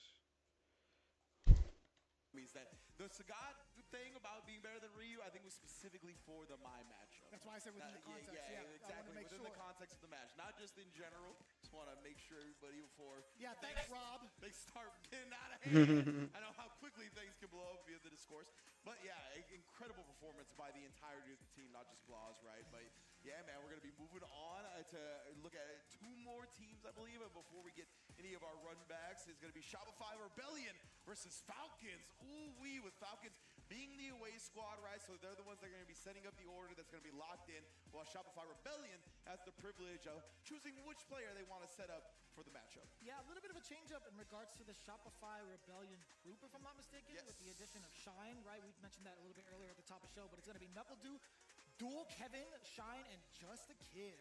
Whereas on the side of Falcons, it's NL, DCQ, Xian, and Oil King. Former champions, by the way. Don't forget that. Yeah. Do not forget that these guys have already reached the peak when it comes to Street Fighter League US, and they're going to attempt to do it again. Let's see if we can get that order as well. I want to see what exactly Falcons is going to be bringing to the table here. And in terms of the order, DCQ, Mr. Easy Cake himself, going to be starting things off with the Bison. The celebration was supposed to be this. Aggressive side of him, so him being the point for the team, I'm a huge fan of.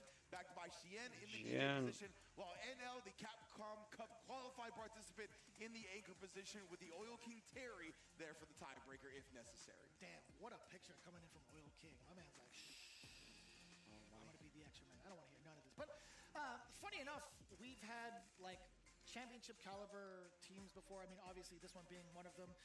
Really trying to reacclimate themselves within the meta in terms of like, their character choices and also how they've played in the CPT.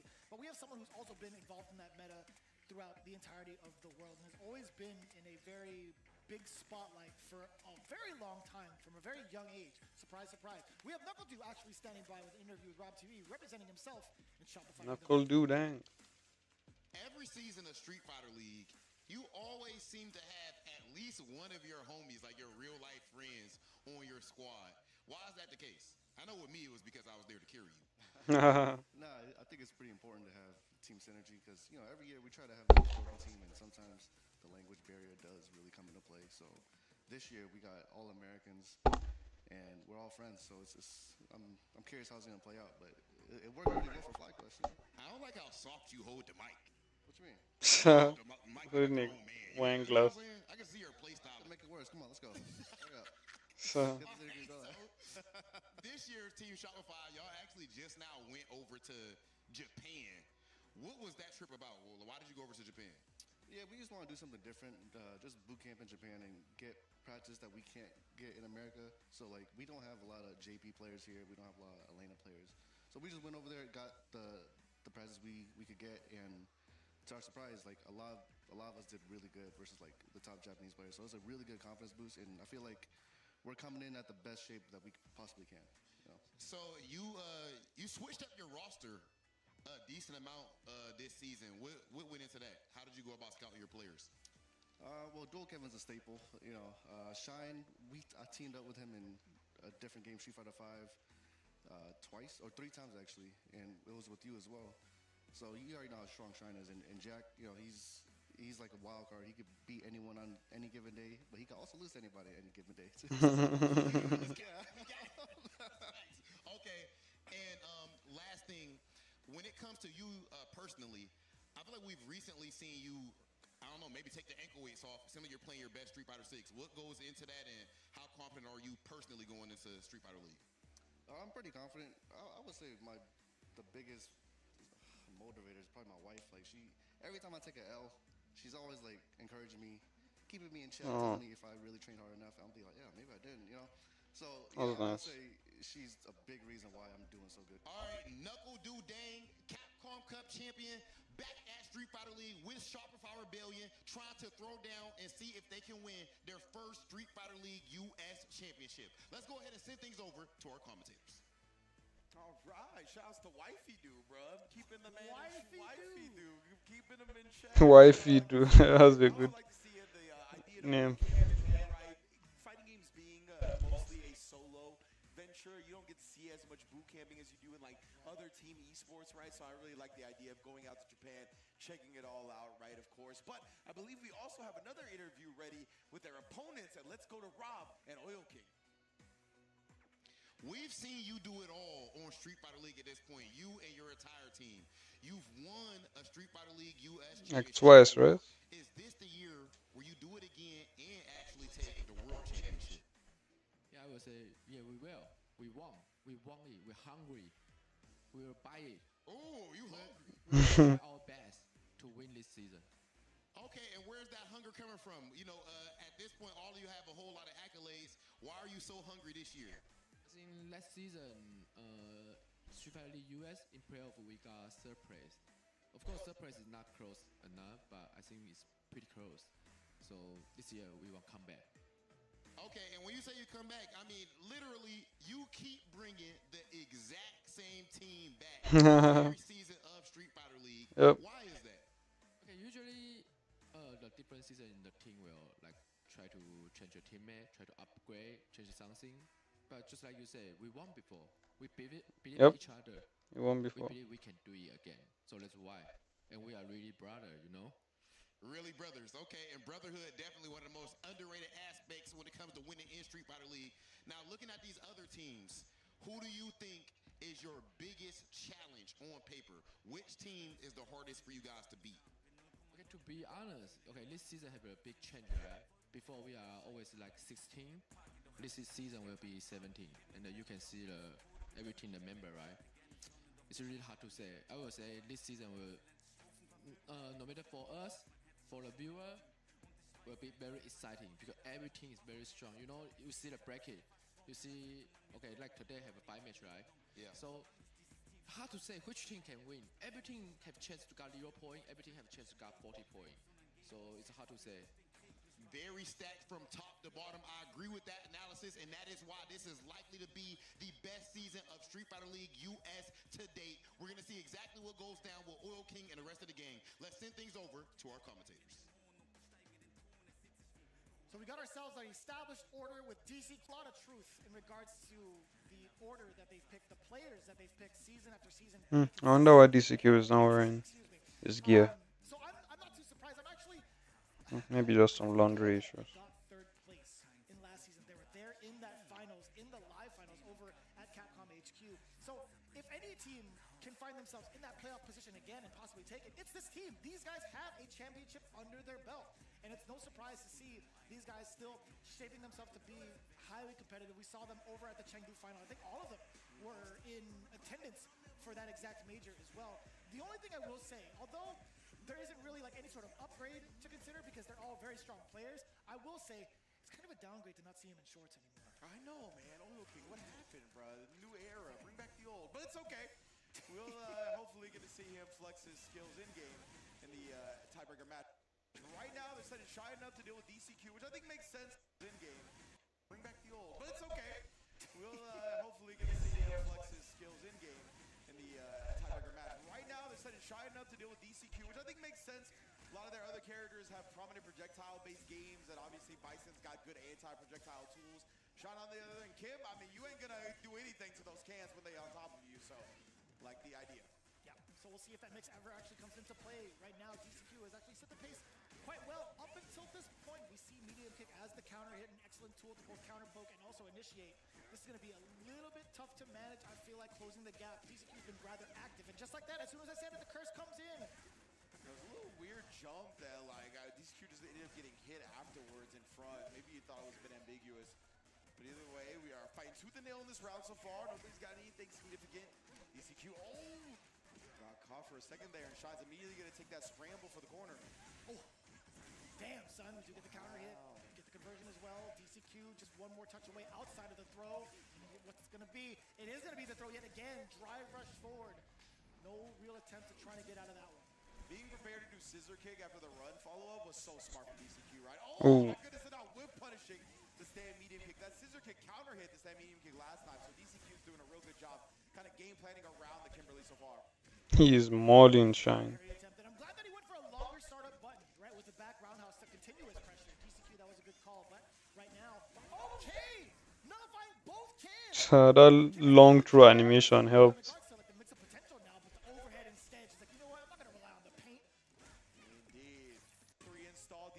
So much meter though, you still got to be careful, right? Applying the pressure, you're gonna run, stop in his face right now. Oh, and then the tip of the low. He should be dead. Off guard, Azuna drop. Gonna put DCQ low and dead. Ooh, what routing from Sean. Just enough damage in the Tatsu towards the very end of it. Sit him back down, fierce as the opener for DCQ yet again. Forward throw, Shine.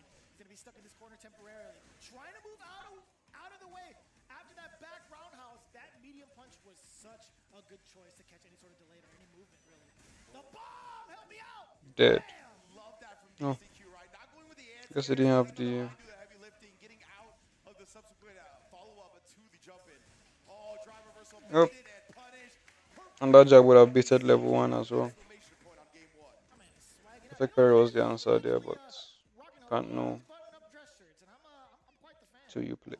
He's not even trying to rock the jersey. He's just trying to like be here for business mostly. But I mean, good recognition overall. Like when he has that bomb applied and he knows what the timer is going to be like, he's like, you know what? I don't think I need to really try to anti-air this person. I don't think I really need to worry about it too much. And also the times he does steal turns off of like I want to say like off of back roundhouse is a pretty decent tool to start off your media with.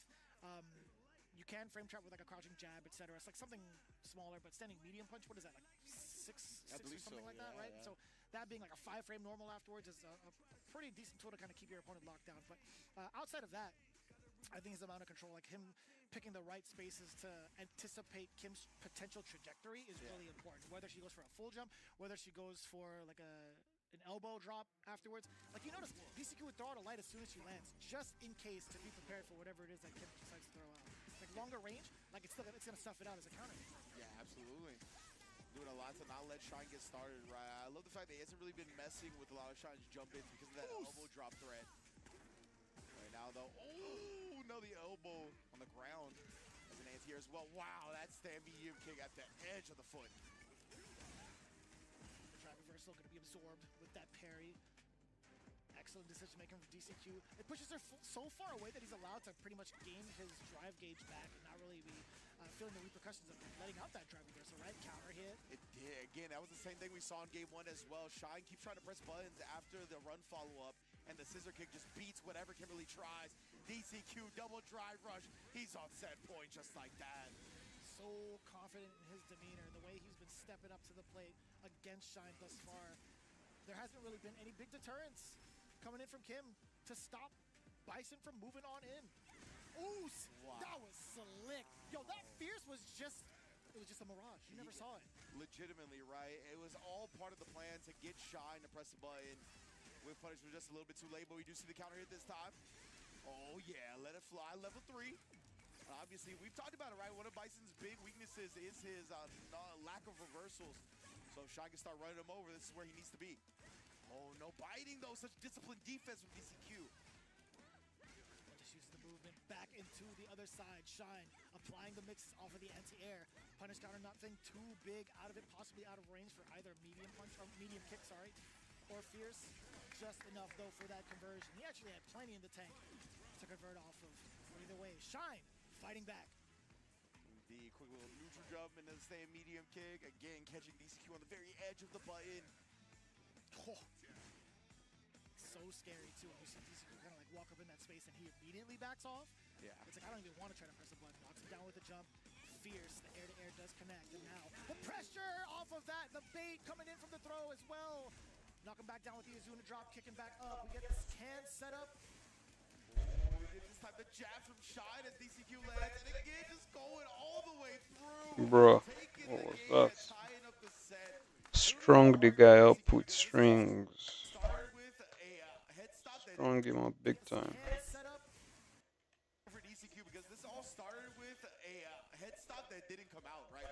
He actually got like a rising jump light or whatever it was. Oh, I see. Yeah, and I have to assume that was supposed to be a head stop. So I was unfortunate for him, but it happens in fighting games. One wrong move, you can get smothered, snowballed on, especially against a character like Kimberly. And we see Dual Kevin immediately hop off the bench to lay down some words of wisdom against Shine, or at least for Shine against DCQ. Yeah, because we've seen that a couple of times with like Shine doing the run follow-up, like the natural follow-up that frame traps off the Fierce. But as soon as he lands, he tries to press that medium kick. And DCQ's just been scissor kicking as soon as he's done blocking. And it's counter hit the stand medium kick multiple times. So, right, yeah, I wonder if Dual Kevin's highlighting that for him a little bit. But at the end of the day, that wasn't something that caused Shine to be at a deficit enough to lose the set outright, right? It's 1-1, so maybe he can do some type of adjustment right there. I don't know if like neutral jumping in time will be enough to dodge the scissor kick. That would probably still get clipped. Yeah, I think so. I think it would still get clipped. Like you've noticed, it's reversal timing every time from DCQ. I'm thinking maybe potentially there could be like a parry, perhaps, right? Like a tap parry. Maybe that'll be in consideration going forward. We'll find out. The tick throw right off the bat. DCQ rather aggressive as he should be. Back to back. The Taibo flex, and now the target combo overhead. Again, Olgers are starting to smother Shine now as well. Oh, ooh. He had a plan for the elbow drop. The crouch medium blows him up, returns the favor. That's like an OS I was working on. Like crouching medium or crouching light. Like trying to do cross-cut DP behind you. But then if you were to do the elbow instead of forward jumping behind you, you should get it by the bottom. That guy just did that, but he doesn't have a DP, so he just predicted that, which is crazy. Doing that against the scissor kicks as well. Being able to lock down or at least get away from that bomb. Double drop coming in. There was a counter hit. DCQ Impressed. I wonder if that thing's close. Dead. No way, dude. A double perfect. The look on DCQ's face was like, you jumped? Like, as in, like, okay. Like look at his face after he hit. Double drop coming in. There was a counter hit. DCQ beating Shine to the punch because of that angle that became that. Well, he got his legs. That's what happened. No way, dude. A double perfect. Another one. Our second double perfect of the day, bro. Incredible stuff right there as DCQ clutches it out. And yeah, man, incredible. Just overwhelming offense that time from DCQ. We highlight the fact that Bison lacks some defense, but so does Kimberly, right? Obviously, only reversals with supers and whatnot. She can get smothered just as easily, and that's exactly what we saw. Damn, son. DCQ. Always making a fashion statement, and also a big Street Fighter statement. Being able to rock it out with Bison. Shine opting to go for that drive reversal and getting severely punished after that, right? Like even taking to the skies, we saw that elbow drop get severely punished in a way that we're not used to, that we haven't seen before. Yeah, it's such unique usage of different tools from Bison as well. Like with the stand fierce, right? We never really see Bison withstand fierce like that because Best part of that long range theme song. Usually it's pretty easy to get into Trumpets just hit so hard.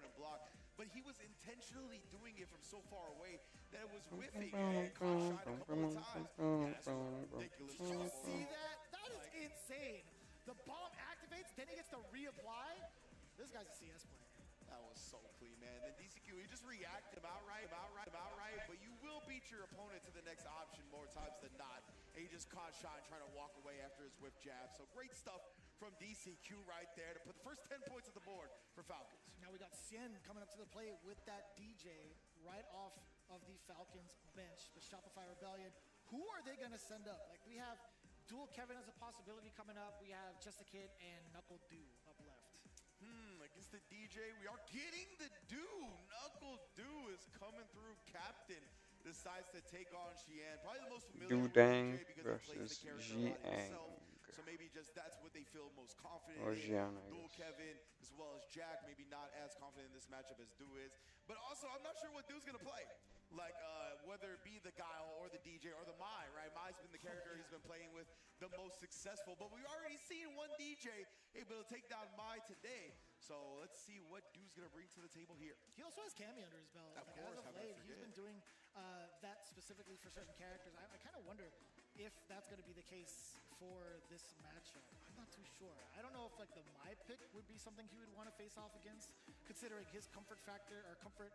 I want to say like his comfort choice against this matter because he knows how to play DJ pretty thoroughly, right? Like pretty early on. But I'm genuinely at a loss in regards to what character could be on the table for Knuckle Dew. Yeah, he got 9th at Evo France, was it, I believe, with the Mai. So I think that might give him enough confidence to just like go outright full force Mai for the time being. But we shall see. We're going to find out soon. Oh, it does look like it is going to be the Mai. Right on. According to the graphic, that's what we're going to start with. But we've already seen, right, DJ has some tools, especially if you can get to that range to nullify the fan game that Mai wants to play, to make her life hard. So yeah, I'm very interested in this. And obviously Xian is always prepared, right? One of our greatest lab monsters to ever exist in fighting games. So a lot of time you're never going to catch him off guard with like cheesy strategies or something that's like easy to implement. He's always going to be prepared for all of that. So this matchup against Mai is going to be no different. We'll see how it's going to be like settled in right now. Sien having a good amount of experience, I feel like, against a lot of the mainstream Mais that we encounter in not only his region, but also having access to the Japanese players in a more convenient manner, right? I'd imagine he's got a good amount of experience for this matchup specifically. It's just a matter of whether or not he can execute, right? As we get ready for that matchup, here we go. Knuckle Dew versus Sien. The Mai versus the DJ. Boy, man. And yeah, I mean, so what Dew's been confident, right? The Mai has been performing. He's been performing on the character Xian. Going with one of his tried and trues. The DJ has been a Naruto's Mai is funny sometimes. Street Fighter 6's launch. So Like you do like the other person is winning, but then you know could do just like I don't know, randomly have one kind of comeback. Big fan of Dew using the green Mai as well. Sponsor coordination right there. He knows what's up. That's like the default for DJ, no? At least he could have done the same thing. But Sien's got to go with his tried and true color, right? That's just mostly how it goes. There's a lot of green on the screen. That's right. Gonna put more on it. Let's believe. I think Problem X said that during like the beta. Put the green on the screen. I remember that. I like that a lot. With all the drive rushes, for sure. Yeah, exactly. VP right there on the sharp knee. Oh, the fan. Perfect parry at the first part, but you still gotta deal with the second part. Could be going for an early shimmy. Right? Setting the pace. Majority of the time, it's been space to create like the fan pressure, drive rush right afterwards. There hasn't really been a big response from Sien. I think he's been playing a little bit too passive in regards to what we experienced in the previous matchup between like 2G and KSG. Yeah, exactly. In the 2G match, right, our DJ player like really got aggressive. Stayed in, the Mai's face that time. Coming up just a bit short on that drive rush attempt. The jab was just off the mark. And this is the pressure that we were looking forward to again. Knuckle Dew really starting to show that example of why Mai can be so suppressive, really so dangerous and hard to deal with within that neutral space. We do get the sway, we slice him up, Soba into a +2, and now checking the walk back, full conversion. This is going to be all Sien for the first time in this set. Obviously, it's only the first game, but still, pretty decent lead. Finds himself in the corner yet again. Knuckle Dew found an escape. Ooh. Up until that point, just Very nice walk on that. He has to spend level 2. jump from Mai. Level 2. Because you got the rhythm. Yes, he's got the rhythm, man. He's got the beat Rastafari. Freedom. But besides that point, right, Knuckle Dude, he got a few like furry kids, you know? Ah, I see. The pets. Gotcha. He's not in a good situation at all. Right now, At all. KuaiShou, big level 3. Is going to push Yen very I'm going to EX fan me to this guy. And I don't know if Ian has the perfect pair. He doesn't. No, he doesn't have. And oh, he's GG's. Checkmate. The DI and the perfect to shut the door. He had to perfect parry that meaty fan. It looked like Yen had figured it out in that second round, but not just quite yet. I feel like you see like the pensiveness going into the first game. I think that's been the biggest highlight. I think there's nothing really much to kind of quote on that outside of Sien allowing Knuckle Dude to get started. I think that's the most dangerous thing you could allow for someone like Mai. You have to at least contend the space to have her second guess when she could throw the fans out, right? Yeah, 100%. It just feels like Xian's normal style is a little bit rough with the way Dude's playing right now. I feel like Xian's trying to listen in on some of the advice. Yeah, I liked the way we saw the 2G representative play earlier, where it was just a lot in the Mai's face, a lot, like really nullifying that space, harassing with Sobots, harassing with staying medium kick, throwing out the big air slasher to kind of nullify some of the fireball presence as well. Just feels like Xian's been a little bit too passive. But we'll see how the adjustments play out here in game 2. We'll find out. Stand jab to kind of check immediately in case the drive rush does come through. The green is on the screen for the side of Sien, but back it away. Again, now he's in a much tighter spot in comparison to the previous game, right? He's in a range where he can react to a fireball and also maybe zoom on in there. Counter hit. We do get the target combo as well. Backing away just in case. Ready for a whiff punish. Nice guy. Immediately challenging afterwards. Smart stuff from Du. Backing off. See if Xian would have busted out with his own reversal, but nah. Nice. Oh, I thought it was going to be fast enough to connect. Yeah, me too. Either way you spin it, Sien at a slight advantage. We do get the against the parry now in burnout. This is pretty critical, all things considered. Sien can burn it out with the rest of his driving because of that factor alone. We got the heavy air, the OD air slasher. Right air slasher. Big chip damage. Yo, shout out to Mono, by the way. I think he's one of the first to put that out there at the very beginning of Street Fighter 6, by the way. But Sien pretty much made it his by mastering the hell out of it, using it more often. Yeah, it was so sick when you have your opponent burn out like that, just trap taking the chip damage. Oh, but Du, not definitely laying down on that one. He says, you can't trap me. Damn! Opponent burn out like that, just trap taking the chip damage. Oh, but Du, not definitely laying down on that one. He says, you can't trap me. My reached. Crazy. Fears, plus the forehead twice. The double, quadruple fan. Dude, and the punish counter. Chip is imminent. Yeah, you could do the same exact thing you saw from Sien, although it's not going to be as tight of a gap. Still being able to back away, get the anti-air, catch the escape option. Knuckle Dude looking on match point. Indeed, and now Xian does get the throw off the plus frames. Oh, try to air the knee. No anti-air that time, right? He did have the down charge, so no up kicks. He was walking away. Oos. We do get that sweep as a punish counter for it. Throw now. Dance on in there, the dash. A little bit too soon, Sien. Hitting punish counter after a poorly timed throw. Yeah, very unfortunate. He's in complete control of that round until this point, and now we get the anti-air. Knowing that he was going to use the knee to dodge the fan. Sneaking a throw from here. Air slasher, but oh my goodness, jumping in after the fan as well. Dude's pressure. Oh man, it is mounting right now. It's kind of difficult to deal with. Back-to-back throws. He can do it again if need be. Looking for a bait this time. Stuck in the corner. Sien is going to be backing away. Heavy air slash, OD air slash yet again, excuse me. One critical art, one blow from Sien. The trade-off. He could have had it. That was it. No. Sien is going to be backing away. Heavy air slash, OD air slash yet again, excuse me. One critical art, one blow from Sien. The trade-off. Oh no. That was it. No, and he went for GG's. the machine gun upper. Sien, he had the trade combo possibility. He had the potential to go into the OD Sobot and then finish off the rest of that round. That is mad unfortunate. The idea was there off the back roundhouse. 1-1. Different option that would have been a bit more clean won outright, but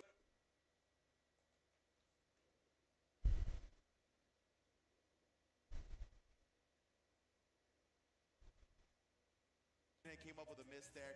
That happened to Sheehan a couple of times in this round. We saw like an unfortunate like mistimed throw that started Knuckle Deu's whole round offensively. Oh.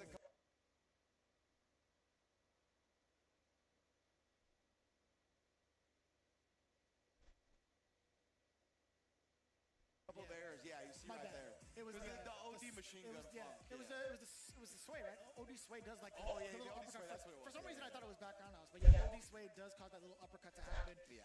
Rather inconsistent in regards to like full-on anti-airing, but in regards to like the trade value, the trade potential, it is so good. So we saw that attempt, man. Yeah. And like, It was a again, good idea.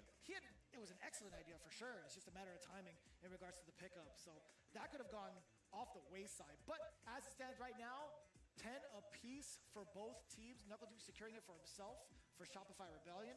Now going into the anchor spot. No tiebreaker again. Come on, guys. Yeah, no tiebreaker. Come on, man. We do not have a tiebreaker. The only one where we had the opportunity for it was that 2G versus KuaiShou match that turned into a 40 bomb instead. But it looks like for NL, the Akuma qualified for Capcom Cup. We're going to set up our own Capcom Cup qualifier on the side of Shopify Rebellion in Dual Kevin. Right on. And no ambiguity in regards to the character choice. It's got to be the Rashid. Yeah. That is the staple for someone like Dual Kevin, as he has been working this character and reinventing himself every single season, every single region that he gets to participate in. I'm actually rather curious to see how this is going to step up to NL's really sharpened Akuma. Yeah, 100%. This is going to be a fun match to watch just to see the shape of both of these players and how in-game ready they are. Obviously, Dual Kevin has been grinding nonstop, right? I think that the most successful Rashid this season, right? A lot of the other Rashids either switch characters or haven't had as much success as they wanted. Obviously, shouts to Big Bird, who did qualify for Capcom Cup recently. But besides that, didn't have as much of a season of success as we're used to seeing from him. Dual Kevin still here, right? Made top 6 on the leaderboard, qualified via the offline grind and just the consistent success. You gotta love to see it. Well, and now he qualified a couple months ago, right? Where he got second place at like CEO, I think it was. Where So tired. already qualified, so he got that Want to spot. sleep. So it feels like NL's been a little bit flying under the radar more so recently because of his qualification already. So I want to see how prepared he is for somebody And I'm like bored Dual too. Kevin, who's been grinding nonstop. I wouldn't be surprised if he actually fought off against them even like at CEO on the way to that top Yeah, eight. true, they might have played. I want to definitely check out that record overall. But as it stands right now, Dual Kevin in the anchor positioning against NL. Both teams tied up 10 apiece. Now, talking about Rashid, I feel like in regards to where we see him at from like a general standpoint, I feel like there's not a lot of people trying to excel with this character as often. Yeah. Not really brought to the table at like certain premieres. There have been like a really big shift in the meta in regards to the characters we see quite often. Rashid still has his presence with a handful of players, but just not as often. Yeah, he's not as oppressive as he once was because of like the lack of OP off OD, spit mixer and stuff like that, right? Obviously the throw loop toned down as well. So it takes a little bit more neutral victories than it did before, and Dual Kevin, he's been finding those. Nice conversion as well, fun in the midair, juggle point, a little hezzy on the crotch medium punch, at the counter hit, but nothing afterwards. Pretty even in life right now. Dual Kevin, I think he just needs one normal away to get himself into that W with NL. Pretty much the same thing, right? We talk about conversion, we talk about like single hit ones too. Akuma definitely has that type of potential, but it's a little bit more access in comparison to Rashid, standing light kick into the cancel, trying to drain the rest of that gauge. That could have been so severe if NL had committed to the low medium kick driver's cancel. No DP, no attempt at all for an anti-air. Dual Kevin moving on in, forward throw, first round. Yeah, I love the way Dual Kevin ended that round, really. He stopped playing ground game, like he harassed a little bit with stay medium kick, but that was about it. Yeah, right there, like you see the harassment is coming in hot, now he gets the counter hit. But beyond that, he didn't want to play that ground game with Akuma, right? He'd rather just set up like the super jump. Are you ready for this? Let me get in close quarters. Right now, a beautiful punish counter link from NL. I like that, taking note of that medium.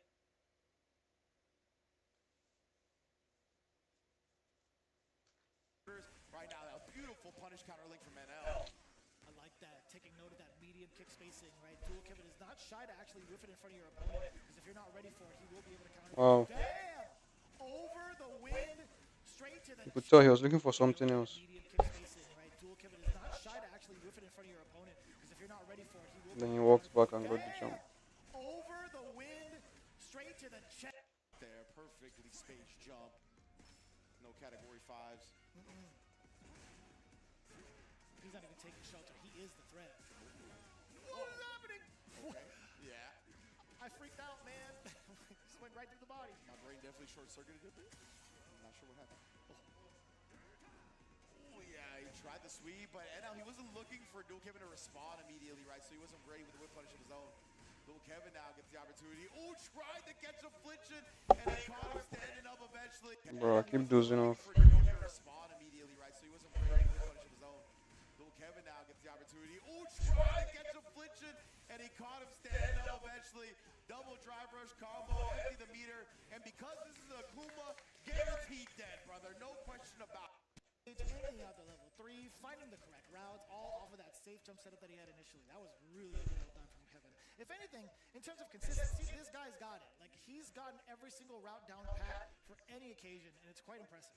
Yeah, I love the way he harassed NL at the end right there as well, right? He's like, I'm going to keep this compact, I'm going to keep it quick, I'm going to keep it so you have to think about something and change your defense, like, within heartbeats, right? We saw the crouch light kick, it's like a jab, and then just a micro-wall crouch light kick again, and it caught him standing perfectly. So, then well calculated by Dual Kev to know that he can get the kill off that as well. Just immaculate play. You know, one of the biggest things that we kind of highlighted in previous seasons when we first saw this team come together was like what the language barrier is going to be like amongst all 4 of them. So I was actually kind of curious, at least for 3-1, I will say primarily. But I mean, like, the gameplay has just been so universal and so well developed lately that there are like certain ways to kind of get your message across. And I think like NL definitely strong enough to pick up at anything that gets put down in any language, genuinely. So I'm actually quite impressed to see like how they've all come together and really established themselves as brothers, as we heard in the pregame interview. Yeah, well, King said we're brothers, man. We're ride or die. This is the squad. And yeah, they definitely Oh no. What in the world? No. We need to communicate with his controller a little bit more, apparently. My man was spaghetti. Oh, it's all coming down. Dual Kevin, make it hurt. Oh, and 0? Hold up. Hold this DI.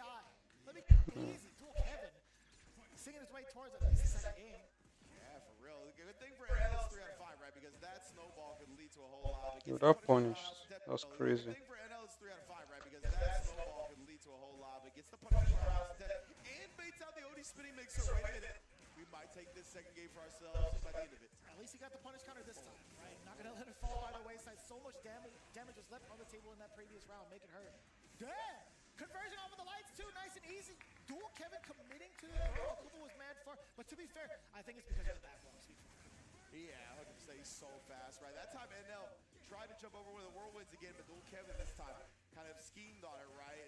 Allowed him to DP right back.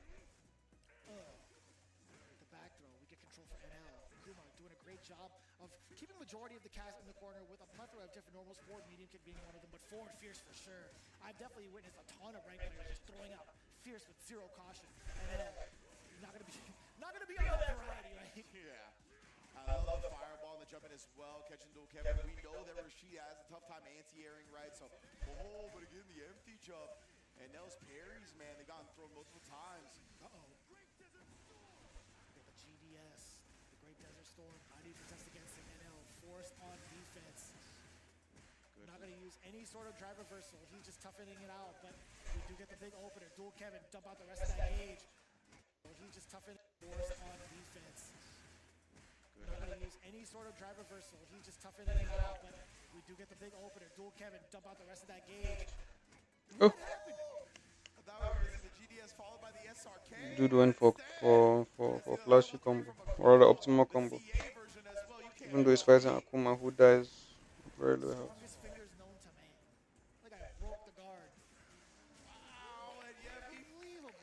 Bet on the crouch medium kick as well. I thought he was going to do some type of fireball shenanigan to cover the level 1 and then get some chip in, but believed it just straight up the crouch medium kick and then the drive rush after. I think there was going to be, I was thinking of like what other opportunities Dual Kevin had to go into the target combo to launch up, or at least to go into like anything in a mixer, into SRK. Yeah. There was a big opportunity there to finish it out with a level 1. Yeah. What went wrong? Very surprised because you highlighted perfectly. He's almost like always on point with the routes, right? That's one of the only times I've seen his routing suffer. So that was very unfortunate for for Dulkev, but now we're back in 2 out of 3 territory as well. Yeah, that was actually mad far for him to catch like the Demon Ray dive kick. Establish one throw. How many are we going to establish? Oh, tried another one, but Dulkev quick with the defense, but a little bit outside the range. God, man. Push on that too. OD spinning mixer. Finding the mark. Dulkev. Temporary solace. He is still rather close to the corner. Any single conversion that Akuma can get can also lead you into that exact same position, or he can bully you back into it with the lights and also the walkie that he has. OD. And now Confirmed. Usage of the projectile priority system. OD fireball, deleting the whirlwind, recognizing that it did, and comboing it to the level 1. Also ready, very potent with the anti-airs, and now even NL more so classic. with the counter on the way in. Couple of frame kills, and now still trying to find his shot, drive reversal to keep him contained. We do get the burnout successfully. There is 0 to his name. He's not going to go for the splat, is he? He is, and NL actually willing to spend level 1. Go to sweep. Tough spot for NL, right? Because he was still so far behind, but it looks like that level 1 Yes. might pay off. What a cancel to the DP, but he got caught off guard. Kevin with a wake-up drive rush, was not expecting that one. Oh, and he gets the DI. He got it on time? Right before Whoa. connected. What an answer from NL. He got it back. Wow. I would not have believed. Very nice. You can, because you will get a fierce or a button instead if you try to mash it before your drive meter comes back. Excellent highlight, Vicious. How did you time it like that, brother? Lightning in his eyes. These guys are swinging. Yeah, you got to. He's like holding his chest, bro. He's clutching his chest. He's like, damn. Nice. Yo, son, like how locked in do you have to be? He got that the moment his drive came back. Wow. Any sooner, any later, he would have been dead. Literally, like a perfect time, like he found the gap that he had to shoot. Wow. Legitimately. It's been an amazing day 1 of SFL already. And Kevin most likely holding up back right there. He got clipped by the overhead standing, so either that or backdash. How did he take him to the corner? Wow. Frame drop. Overhead. Trying to take. Go hit. Clipped by the overhead standing, so either that or backdash. Excellent composure, at least from the defensive end of Kevin. He's taking so much life against it already, but the punish counter coming in, looking to equalize that life bar against NL. OD uppercut. He doesn't give a damn, son. He was well within his rights to let off such a risky play out. But now NL, He didn't fall for it. so good with a life lead this set. NL is Patient, picking his spots that stand not playing around. been a mean harassment tool, as it always is. Oh. And the away side looking rather sharp this whole day. It's time to cut off at the pass a little bit. Kev, yeah, man. NL, right? He's got a lot of these ODDPs baited out, so now he's starting to wake up with buttons, thinking Kevin's going to bait it out because he has been in the past. Nice interrupt. Close enough to get the forward medium punch, into the eagle spike. Perfect parry. The side switch is going to be so dastardly against Kevin. You get to harass with the fireball. Move on in. Drain some of your drive gauge off of these fierces. These are chunks at a time, by the way. A single hit conversion for Kevin will force the burnout unless he's forced to block the entire time. You see a couple of parries coming in, but he's still below that threshold. Perfect parry against a cyclone and a perfect punish going into it with the drive impact. Although the scaling is here, the most important thing is punish coming in, but he's still below that threshold. Perfect parry against a cyclone and a perfect punish going into it with the drive impact. Although the scaling is here, the most important thing is this corner control. Yeah, and now just going with that combo, I think, to build back his own drive meter, take up the time, right? He didn't want to get cheeky with a reset or anything like that. Oh, and then finally just walks up and jabs him into the reset or anything like that. Oh, and then finally just walks up and jabs him instead. I was going to walk Kevin's way, but a couple of chokes just shifted the momentum. Well done, man, to bring home the victory for Falcons. A real big slaughterhouse in all 3 matches thus far. No different coming in from Falcons. 30 points to Shopify's 10. hopefully they get to keep up that momentum and keep their promise in regards to where Oil King wants to take this team for this season. They want to bring them back to the promised land, but even further beyond. In now, unless same.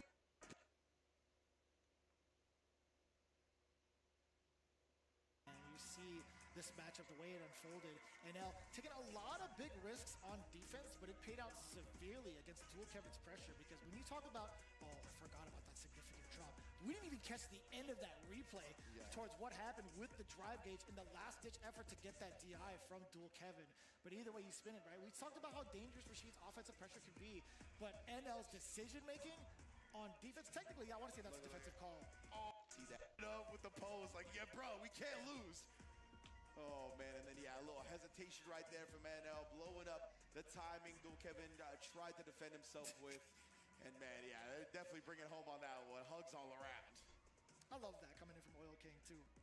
So ecstatic to see it right now. But as it stands, in regards to, like, matchups, we've talked about what happens between the rounds. The first round, 10 points being acquired from Falcons. They fell short in just a little bit towards the Cien matchup, but then really bringing it home towards that anchor match, scoring 30 points total, right?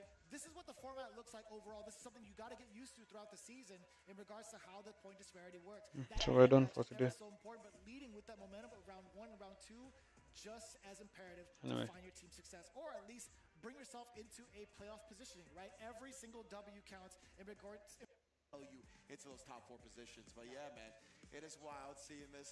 And I believe we have Rob ready with our winners, Team Falcons. Let's go. Yeah. Okay. And just like that, Team Falcons comes through and gets their first dub.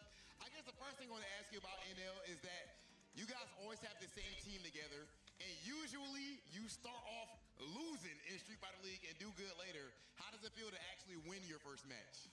I really hope this winning, because this is our new record. Always our first is losing, so gloomy every day. And in the end, we are good, but now first is good. So this year may be better than before. Okay, and you know, if I'm not mistaken, did Oil King rub your belly before the match? Did that happen, or what's that about? When I press, he say so. He used belly is more feels comfortable, so he recommend. Yes. Okay, all right, and you know what? I recommend that officially. If the pros is doing it, definitely rub your homie belly before his match, and it might get him a W even over elite players like Dual Kevin. And now, if we could please, Shin, I guess you could even translate for us with DCQ. DCQ, of course, you're one of the most dominant players that we always have here at Street Fighter League. Just take us through the win that you had up against Shines Kimberly.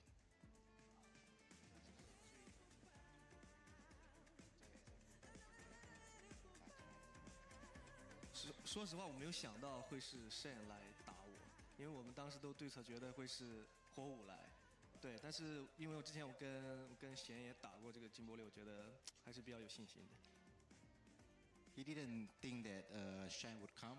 We thought that Mai is gonna come because there's a lot of Mai over there, but he's still comfortable with fighting Kimberly because we practice. Okay, and of course, all of that practice, it's been so many years of this exact same team staying together, the longest tenured team here in Street Fighter League, and we are seeing the power of brotherhood.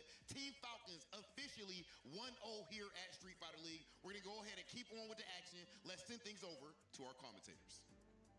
GG's. See you next time.